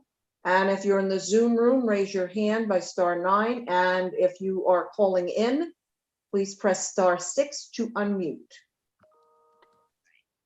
So, Mr. Kaufman has raised his hand. Would you like to speak? Yes, please. Yes, go ahead. Thank you for the opportunity. My name is Moshe Kaufman, and I live in Midwood, and my office is in Flatlands. I'm also an officer in Agudath Israel, a temple on Avenue L and Nostrand Avenue in the immediate area of the building that we're talking about. So I have the opportunity to pass by, and I know how the traffic impacts on the neighborhood, on the members of the temple as they come every morning and afternoon for services, and the impossibility of finding parking. At the same time, I know that the plaza company is trying to alleviate the parking situation and the traffic situation by requesting this rooftop parking. And I believe, as do members of the Temple of the Board of Directors that I'm part of, also gave me their opinions that this would help the situation immensely. And they are all, those that I spoke to are backing this project very much so. So any consideration you give in favor of this project would be greatly appreciated by us as a whole. Thank you. Thank you. Okay, let's see. I don't see anybody else with their hands up in the Zoom room. If you're in the Zoom room and you would like to speak on this, please raise your Zoom hand. And there are 2 phone numbers that called in. Actually, there's the same number twice. If you want to speak, raise your Zoom hand with *6. *9. *9. Oh, sorry, *9. That's the unmute. Yeah, *9. Sorry, now I'm doing it, Tony. *9. I don't feel so bad. Now I know how it feels. Okay, anybody in the panel who would like to speak? No, I don't see anyone in the panel who would like to speak. So, okay. So then, how much time to respond to these open questions, in particular about curing difficult traffic in situations? Andrew Valari, you're on the phone. You're the most you're the most work on the call. Is there a time that's how much time do you feel is comfortable for you? Well, before I give a time, I just want to make sure we're on the same page about DOT. Recommend continuing to coordinate with them, Stonefield and DOT, to come up with something that would be a good solution in the view of the board. So maybe this is a question for Tracy or Jella, but I believe, Tracy, you mentioned that we don't have additional DOT comments, but that may not mean that they're done reviewing the application. So, do they have a date that they committed to getting additional comments back? I mean, what I would recommend is just another conference call to get on the same page about this. We don't have a date at this moment. We could check in and see. Right. I mean, I did check in before the hearing, but they hadn't had any feedback yet, so. Yeah, I think that our path from here is going to be hand in hand with the DOT. So it's going to be contingent on them. We can move very, very quickly, wrap up in 3-4 weeks, maybe even less. But I think in that time, we need to connect with the DOT. So I think that a hearing date scheduled in the month of April or May would be appropriate. Okay. Okay. I see Commissioner Sheta's hand up. Go ahead. Just to not to delay the case next time they submit, I'm not looking for a letter. I'm looking for calcs to keep it in the record and to make sure that things are working. Okay. You're looking for calculations. Yes, calculations signed and sealed, please. Okay. All right. And then I just want to clarify for Mr. Valari that DOT may or may not be the one to ask how to cure the traffic congestion problem that's being caused by this business. It's business that has to cure it, right? So DOT may view it as not their job to cure the business's behavior. So you, as the traffic consultant and engineer, should come up with a solution to this, right? And it doesn't matter whether some other auto mall somewhere else in America uses the street system to unload their cars and so on. We're not dealing with that. Nostrand is a very narrow 2-way street. It's not as if it's a 4-lane highway. And so there isn't any room to be doing that. So there needs to be an on-site solution for how to address this problem. okay? And you can't ignore it just because this is a rooftop parking application. It's not legal to be using street systems. That's DOT law. It's not legal to use the street system to conduct your business. It just isn't, nor is it legal to park on the sidewalk to conduct your business. So there needs to be a solution. And we ask for that kind of solution from every application that we ever see related to automotive uses, okay? Just to clarify. All right, so I'm noting 6 weeks to submit. Really appreciate the council members' participation on this. And note to Jella, please send the council members the email that came from the neighbor. Yes, So that will the do. council member can. May I speak, Madam Chair? Okay. It's Eric Palatnik, Um, representative, yes. legal representative of Plaza Auto Mall. Hi. We know it. We appreciate all of your commentary. I would just like to repeat that we believe we've met the findings. We believe we've satisfied all the requirements of the board. And I know that you're not inclined to, and of course, I'm anticipating you'll deny my request. But just for the sake of, so you're clear on my request, I'm clear on yours. My request is that you close hearings on this matter and issue a decision. Mr. Palatnik, we already told you that we're not closing the hearing, and we can't, even if we Once- wanted to. We have open environmental. I So understand. please don't make arguments for no purpose. I didn't make an argument. I made a request. I made a request. Or a request that you've already made that's been denied, okay? Let's move on. Thank you very much, everyone, for attending. Appreciate all the consultants. Thank you very much for your time, everybody. Thank you. All right, great, bye. Next item, item number 27, 2019, 173BZ, 18701 Hillside Avenue, Queens. Ooh, You okay? yeah, something itchy in my throat.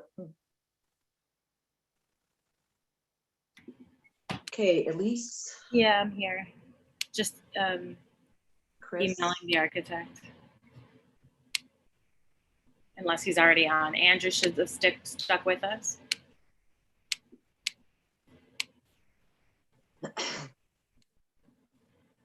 Yeah, Elise, Chris, and Oh, Chris is here? yeah, Chris is here. Okay, great. Hey, I Andrew. just need Chris and Andrew.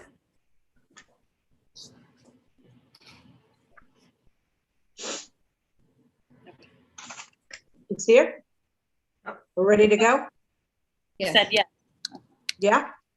Okay, raise your right hand. Do you affirm to tell the truth, the whole truth, and nothing but the truth in your testimony before this board to respond honestly to board member questions? I do. I do. Okay, please state your name for the record. Andrew, I saw your hand. That's okay. Go ahead, Elise. Elise Fuller from Eric Palatnik PC. You had a few questions about landscaping and the trash. And Chris would like to share his screen with you to show the plan and go through it with you if he may. Yeah, go ahead.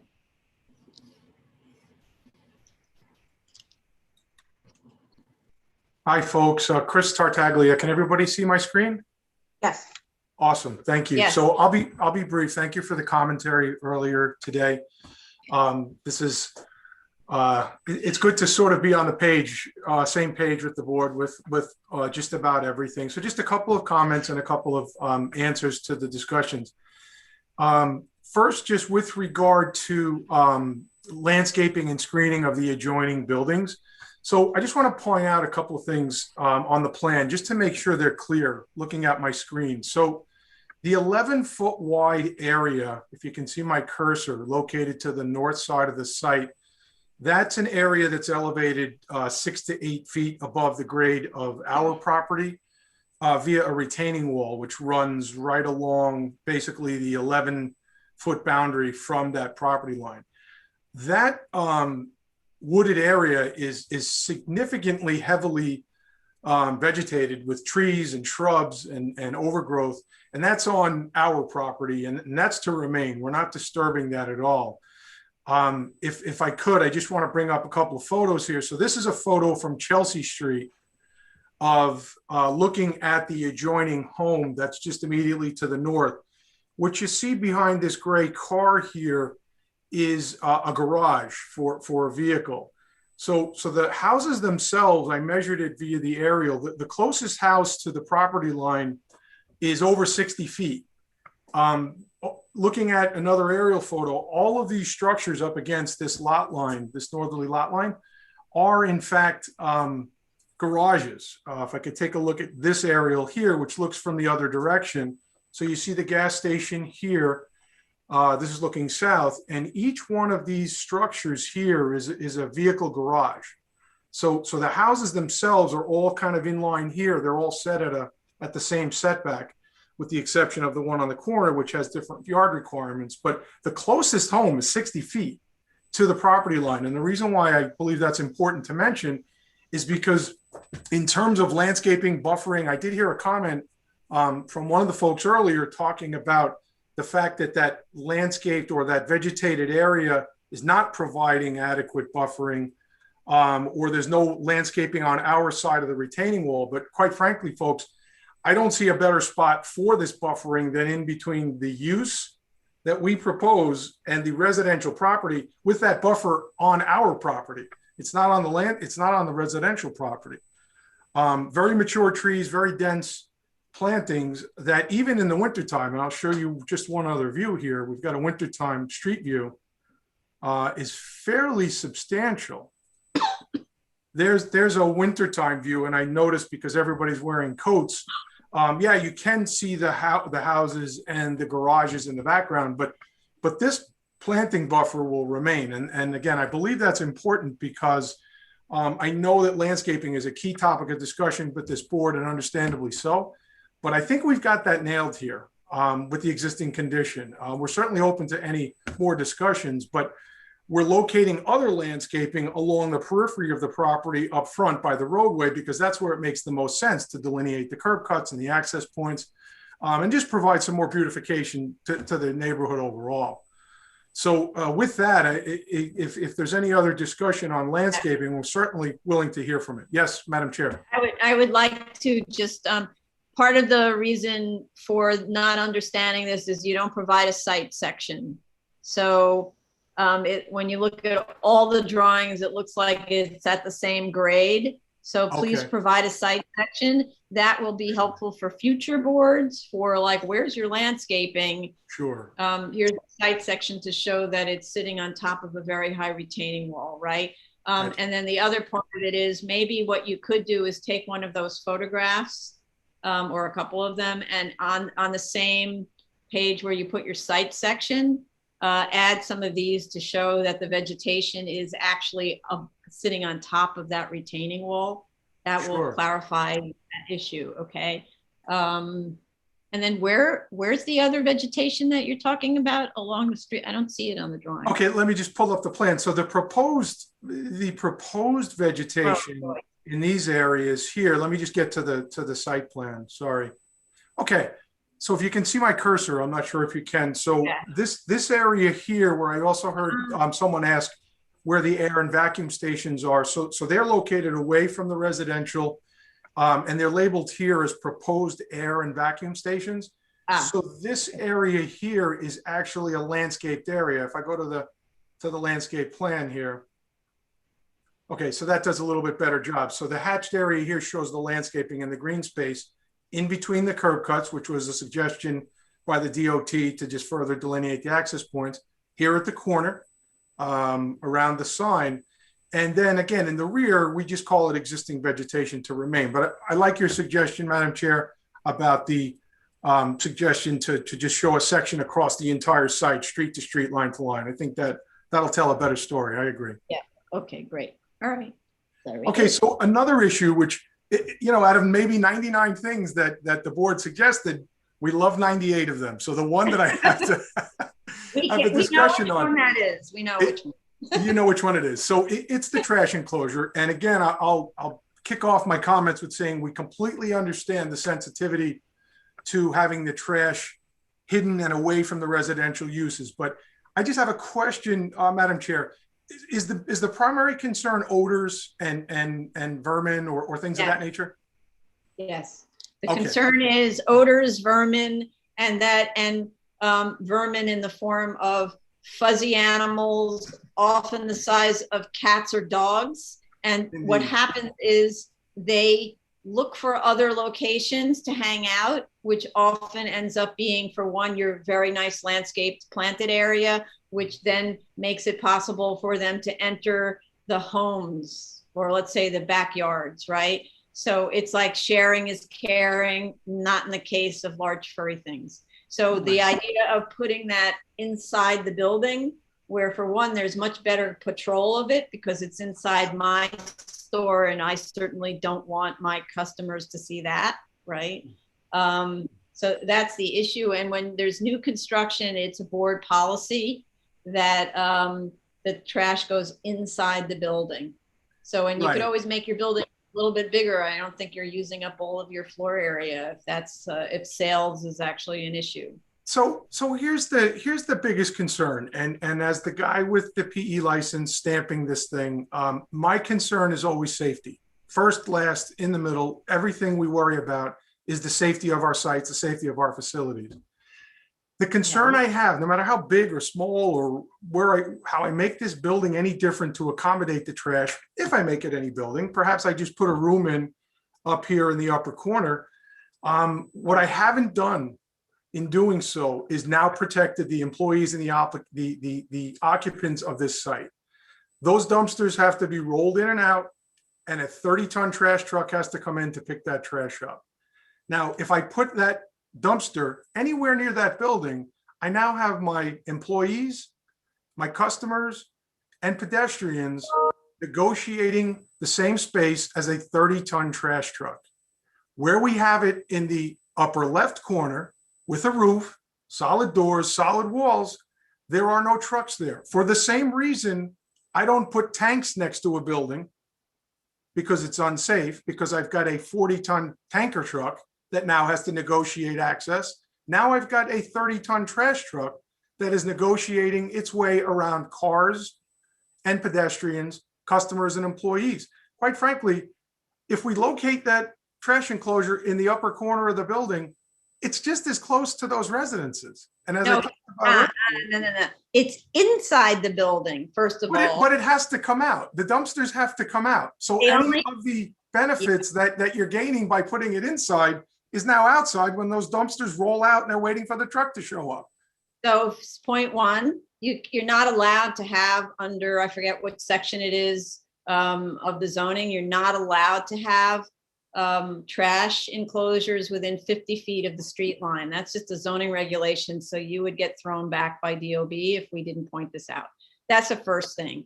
And the second thing is that same exact argument you're making about, which I like the way you think.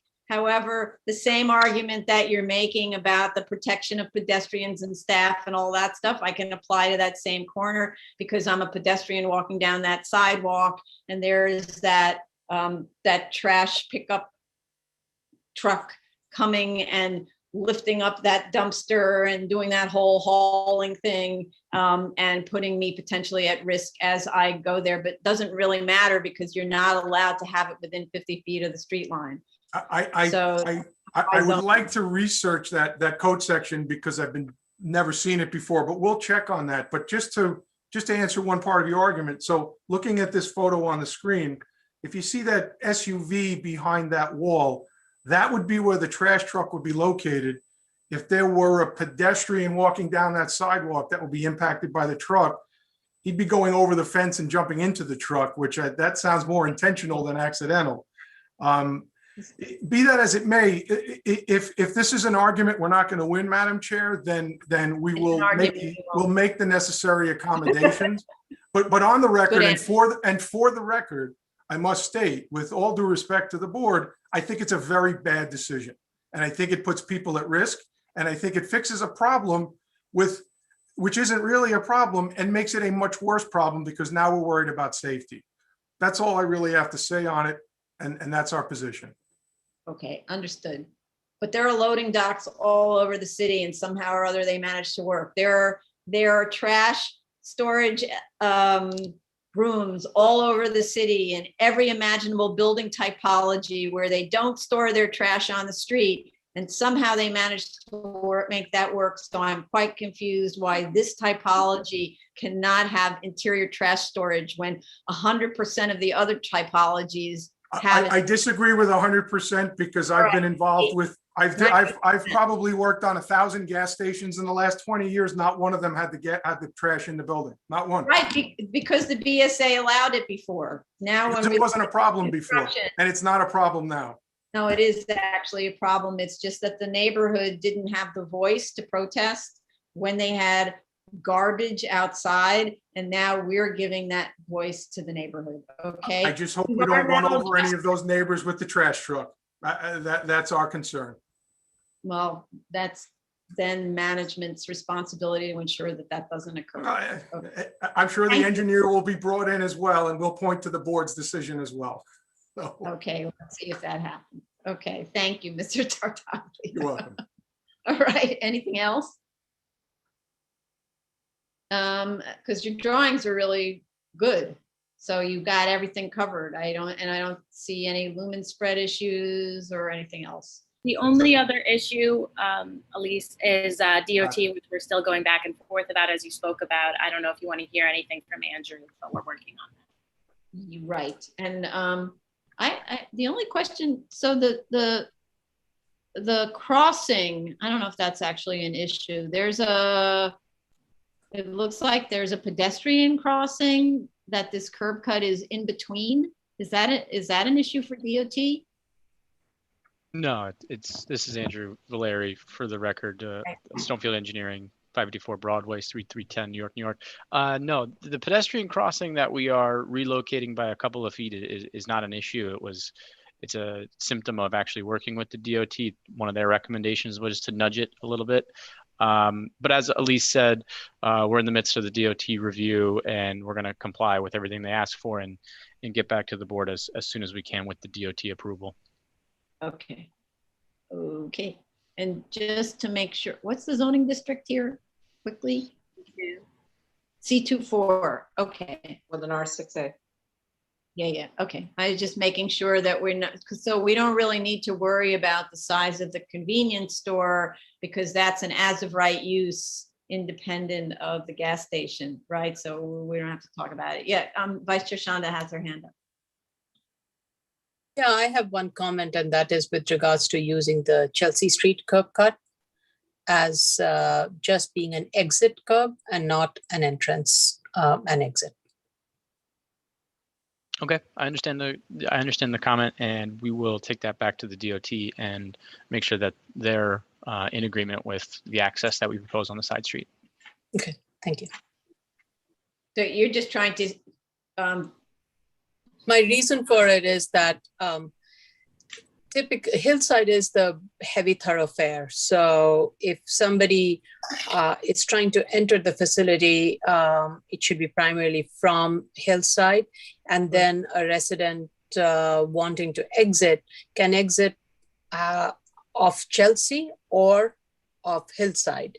But if somebody is going to north from Hillside, then all they have to do is turn on Chelsea and go home that way rather than.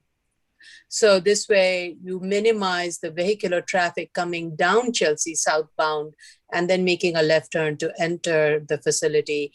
And you try to just keep the commercial nature of the activity along Hillside and make the Chelsea activity more for residential to exit. Mm-hmm. Okay, great. Thank you.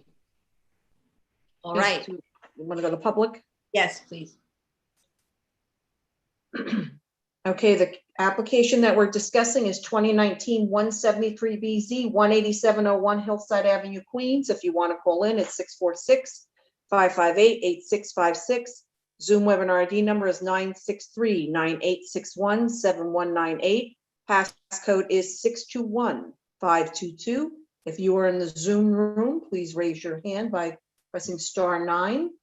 And if you are calling in, *6 is to unmute. So how much time to So DOT is our big workout, and what do you think, Andrew? I think we've spoken before about like early summer, maybe. Yep, That's correct. Early summer, so in other words, a May submission or June submission? Sorry, what's that mean? So from my perspective, we've got to do traffic counts in the area. We're going to get those done in March. We have some analysis to do. That'll be resubmitted to the DOT in April. And then at that point, it's going to be whenever we could hear back from the DOT and address all their comments. So I think sometime in May or June would also be appropriate. To submit. Resubmit to this board with a DOT approval. Yes, there's a lot of work that has to go on in the background with the DOT. So I'm putting in June because it's a lot of work tells me the outside date, not the earlier date, right? Submit in June. Okay. Early June, late June. Yeah. I guess early June, right? Yeah, because we want to pressure the DOT too, because we need them to answer us, and your board always helps us really greatly with that one. Okay. All right, then. I'm going to ask again if there's anyone in the Zoom waiting room who would like to speak on this application, please raise your Zoom hand. And again, there's one person who's called in. You raise your Zoom hand with *9. Okay, I don't see any hands up. All right, thank you very much. I'm writing submit early June. Thank you all for attending. Thank you. Thank you, everyone. Okay, the next item is item number 28, 2019-66 BZ, 15 Terrace View Avenue, Manhattan. And it is now 1:36. Okay. So much best laid plans, right, Tony? Of mice and men, yes. They said. Was that John Steinbeck or something? It is indeed. Good afternoon, everybody. Jay Goldstein, the applicant. I have with me a number of my members of my team, who I guess will all sign in or swear in as well. Ready? I believe so. Yeah, okay. Raise your right hand. Do you affirm to tell the truth, the whole truth, and nothing but the truth in your testimony before this board, and to respond honestly to board member questions? I do. Yes, I do. Please proceed, Mr. Goldstein. Good afternoon again, Jay Goldstein for the applicant. We listened to the review session this morning. With regard to the as of right plans, Madam Chair, you requested all the schemes to have sections to show exactly what's going on throughout the as of rights, and we can provide that, and we will provide that. The waiver assumed the question rather of why these plans and the proposed as well don't have full lot coverage is that there's an encroachment from the building next door on the side yard between the two properties. And as such, we had to set away from that encroachment, and that's why the building wasn't built to the full lot line. Oh, so can I ask you a question about that? Yeah. Is it set away because your argument is sort of, well, we have to provide an 8-foot side yard once you provide a 3-inch side yard, or is it because there's some structural reason for keeping away? I'll let the architect or the engineer. Carlos Awakil here. Yeah, we have been running with the assumption that we would want to mimic normal zoning bulk for a residential building, where if you leave a foot, then you have to leave 8 feet, really. Okay, so if we eliminate, so, you know, we're looking at the lesser variance and all that stuff, right? So That would give us a better building, really. Yes, so it's kind of silly to have this bizarre side yard condition unless you're providing a real side yard, unless you, well, I don't know, with the residential property, the idea of having you pull away from the side lot line means therefore that you're providing an opportunity for side wall windows. And I'm opposed to personally aesthetically blank walls on buildings because a building is a sculpture and should be treated like one. That makes sense. But in terms of the as of rights, you should be, I think, and other commissioners feel free to jump in on this, assuming that lesser variance where we say front yard setback and that side yard doesn't need to comply with the 8-foot rule. It complies with the 4-inch rule or wherever the amount of imposition on the property is from the neighbor. Does that sound fair, other commissioners, for the as of rights? you're not building full to the lot line, so it makes it look like the as-of rights are intentionally reduced. So we will then modify the as of rights to move it closer to the lot line and remain at 8 feet on the proposed, just so that we can articulate the windows on the wall. Yes. Okay. Fine. The questions with regard to the financials, Madam Chair, you mentioned why did we discuss a warehouse, and Barbara Cohn is here to discuss the financials later, but as mentioned by Commissioner Otley Brown, we did actually assume this as a office conversion. So the rents that were discussed were assumed as an office, and I guess when we provide sections, we can detail that a little further, and Barbara can discuss it with you a little further if you need. With regard to the parking garage, we understand your questions. So first of all, there was a question of why the building was built to 21 feet and not 30 feet as is allowed. It's because we kept it as a level roof structure, 21 feet. If we had it at 30 feet, the rear of the building is only allowed as a permitted obstruction to 21. So we would have to have a building that's 30 at the front, 21 at the back. And I believe it would create a more costly construction of the building, but that's not my domain. But that's the reason we went with this building we tried to maximize the number of stackers we can have in the building, but we didn't elevate the front of the building because the back of the building could not be elevated to match. That said, we can look at the numbers again if you want, but I think Commissioner Otley Brown felt that the parking analysis as provided was reasonable. So I'm not sure. I'm sorry. I mean, having discussed it with the other commissioners, I understand, especially Commissioner Otley Brown, who knows this area well. I'm okay with the feasibility analysis about the parking garage. Okay. Okay. Okay, fine. Thank you. So I guess the next question really is with regard to the proposed building.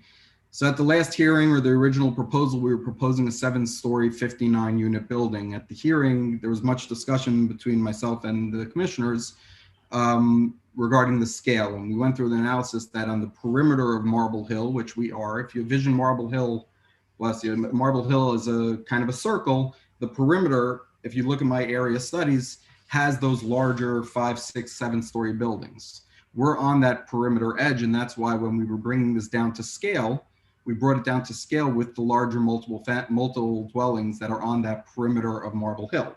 The height of the building is now shorter than those other 5, 6-story buildings, as we showed in the amended area studies.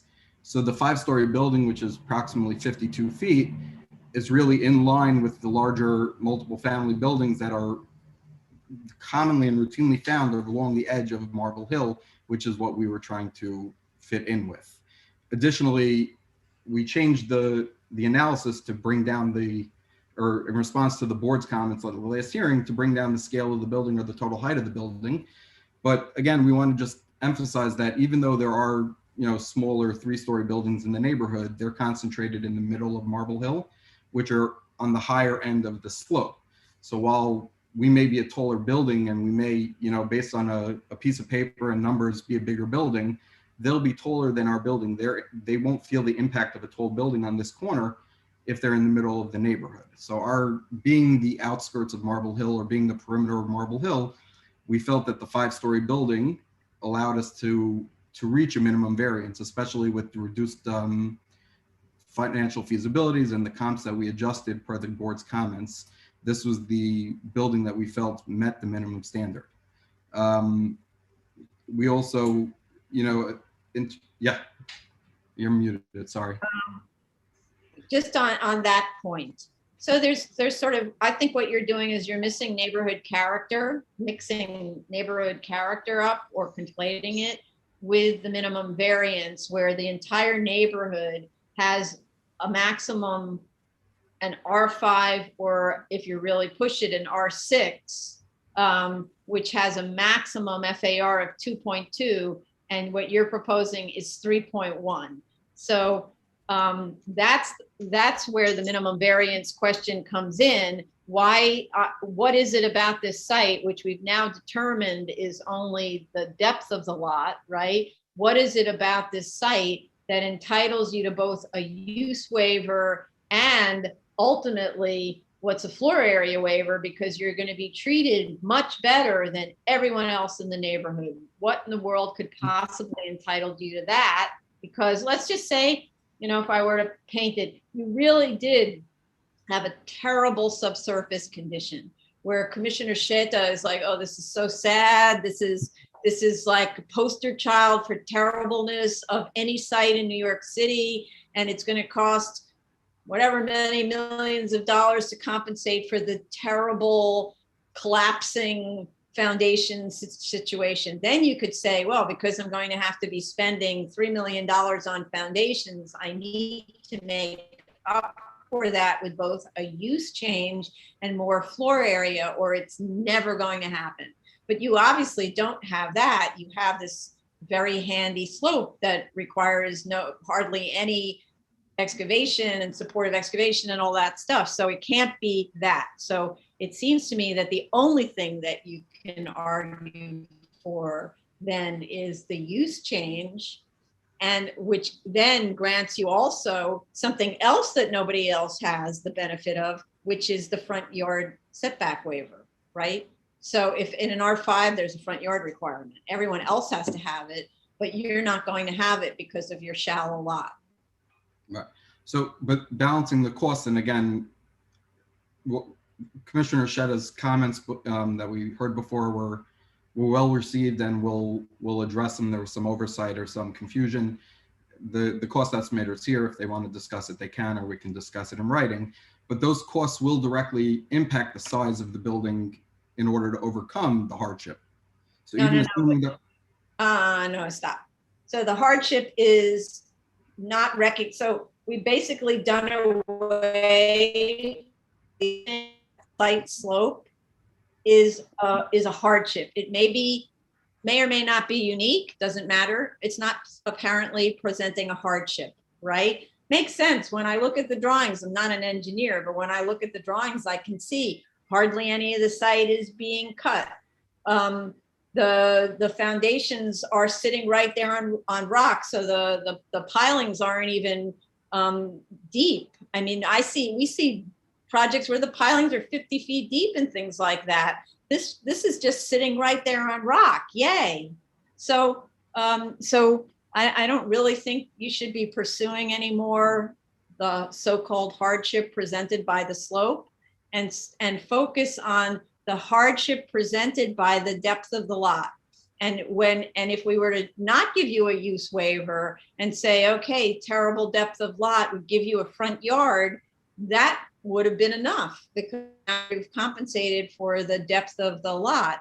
What we're doing is arguably acknowledging that because this is a really strange location for an M district, where it's really this minority M district up here in this in an odd location where commercial use might not be so viable, arguably you should therefore get a use waiver. So that maybe is the combination of the elements, right? An isolated, strange commercial district that's really more looks like city planning was looking at a flat site when it drew the contours of the M district. And so you could be combining those two things, narrowness of site and the isolation of this M district. And so, all right, that gives you a use waiver, but there is zero justification, and you heard it from all the commissioners, for your site to be receiving more than the neighbors get. So you need to go back and make your project look like an R5, seems to me. Okay, I mean, we can look at it and adjust the costs. I'm not sure where the R5 will land us, or where the R6 will land us in terms of balancing all of the other findings that come along with it. So it's something we have to look at as part of our analysis as well. The financials have to be revised, and if the financials come in, we have to see what those come in as well. and then also If the if finding. those other buildings down the street, built in 2002 and so on, could comply with R5 regulations, so can you, and make a reasonable return, right? So it isn't the B finding that drives the sort of drives the hardship. The B finding, right? It's not what drives the hardship. The hardship is established, right? Yeah, so again, if we run with the hardships as mentioned, we'll analyze the financials based on the comments mentioned and see where it brings us, correct? Okay, so I think because we don't want this to keep dragging out, and this has been around for a while, this case, and Commissioner Sheta always sort of had this as his mantra, let's be done, let's just do this thing. The direction is clear. Make your application an R5 building that has not, or I don't know, other commissioners may be sympathetic to an R6, which gets you 2.2 FAR, but certainly not more than that. 2.2 quality housing, certainly not more than that. I don't know what other commissioners think, because an R5 gets you 1.5. 1.35, so you even know. 1.25, 1.35, something like that. So I need to hear from the other commissioners. So 2.2 puts you in a better position than almost everybody. And then there are a few people in this neighborhood who get the R6 who get the 2.2. So really, should you be entitled? Is there enough to overcome? Should you be entitled to the 2.2? I would like to hear from other commissioners about that.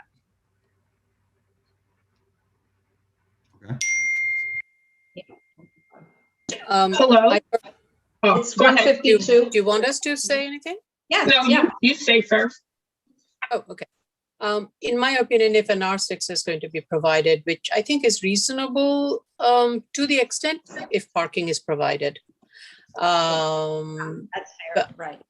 And this is at the edge. It is kind of falling off from the rest of the Marble Hill. Though I would like some articulation with the R6, some setback above a certain height so that the building doesn't look that imposing from the street because it is a narrow street. But if it is an R5, I'll be okay with it without parking. Okay, fair. Because I think it will be difficult to accommodate all of that in terms of the need, and the parking demand would be less also. So the only thing I would ask about the parking is, so if you look at the studies, I know, Madam Chair, you mentioned that the 2-3 family homes all provided as of right parking. If you look at the studies we presented, the multiple dwellings, almost all of them provide none of the required parking. So in balancing this and understanding the board's comments with regard to scale, providing parking would further reduce the number of units we could have, further reduce our ability, especially if we're required to set back at the upper floors. Sorry, Vice Chair. The reason I mentioned parking if R6 is, you're right, many of the development in the area that are of higher density do not have parking, but these are much older development. So to compare that to what you're proposing, I think may not be correct. And the reason I'm suggesting parking is because if you look at the R6 portion, which is further north, these are new constructions that have been built and they have provided parking. So I'm really comparing to what has been built in an R6 and the amenities that have been provided. And that's why I suggested that. And I think it's too much to waive. It's too many waivers. Yeah. And the only waiver that's justified is the front setback. And meanwhile, we're giving you use based on neighborhood conditions, right? But neighborhood conditions say parking. Commissioner Ollie Brown? Thank you. I agree with the vice chair's suggestion, either make it an R5 with no parking or an R6 with parking. Okay. Commissioner Sheta? Thank you, Chair. I would be more tending to an R5 without parking. I believe that would be less bulky building, and I don't want another building to look like it's favored when it's compared to others in the neighborhood. So I would be tending to the R5 without parking. Okay, thank you. Commissioner Shabeta? I think I'm okay with an R6 with parking. Okay. All right, so there you have it. It makes it a lot easier if we just go like that and your client can discuss whether or not that's what they want to pursue. But there we go. Okay. We good? Okay. So should we go to the public? Yeah, you've got 5 minutes. Yeah. So actually, Want to go to the public and? yeah, let's go to the public, but I may have to cut somebody off, and I see there are 4 people on. So before I see Mr. Merdler's hand up, just 1 second. Before we go to the public, I just want to give them instructions in case we get cut off, because we will be cut off at 2 p.m. on this Zoom. It just cuts us, right? So at 2, we will move to the afternoon session. Kurt, can you display the afternoon session dial-in? Yes, I'm bringing up the website. Thank you. So we will move to the afternoon Zoom, which means you have to dial in to a different number. So make note of this number, which we'll read. Great. So the phone number for the 2 p.m. session is the same dial-in number, 646-558-8656. And the webinar ID number is 967-2494-4993. And you can see that on our website. If you go to our website, you will be able to, Kurt showing us, it actually shows that right on the main homepage. The 2 p.m. session has the meeting ID number and the call-in number, okay? Oh, So- just to clarify, That's this is 2 p.m. for That's wrong. March Yes, 8th. that's for yesterday. Oh, That's March 8th. So go to the hearing calendar again, all the way at the bottom. yes, okay. Thank you, sorry. The same number, but yeah. The same dial-in number, but 967-2494-4993 is the web ID number. And we only have 3 minutes, so we can admit Mr. Merdler, but he should understand he's going to get cut off in the middle of his statement. Okay, let's go to Mr. Merdler.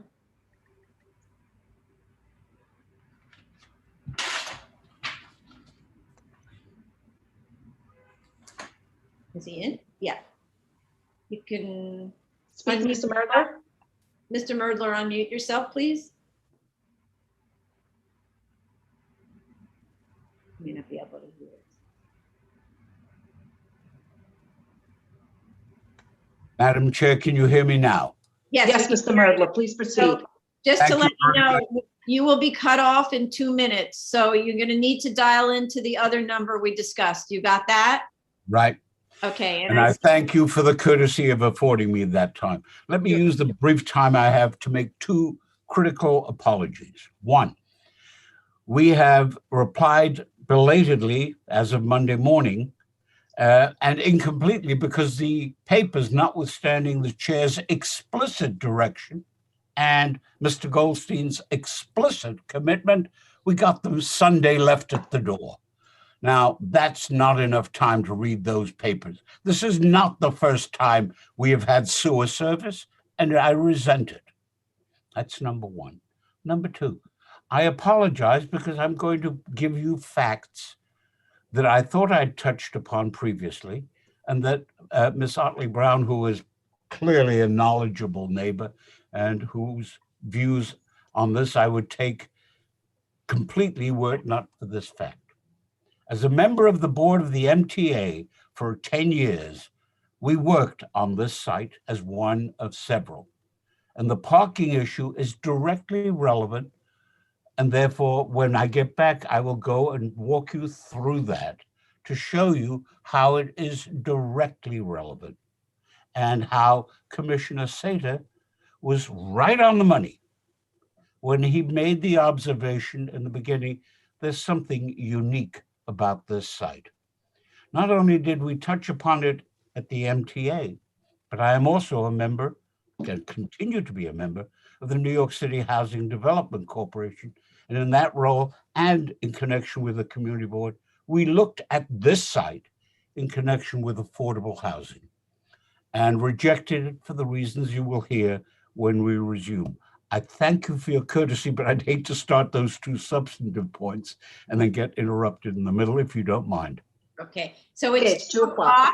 So we're going to move to the other session, and then please call in to the other session, and then you can continue your testimony, okay? Yes, is that a telephone number or is that a Zoom number? That's also a Zoom.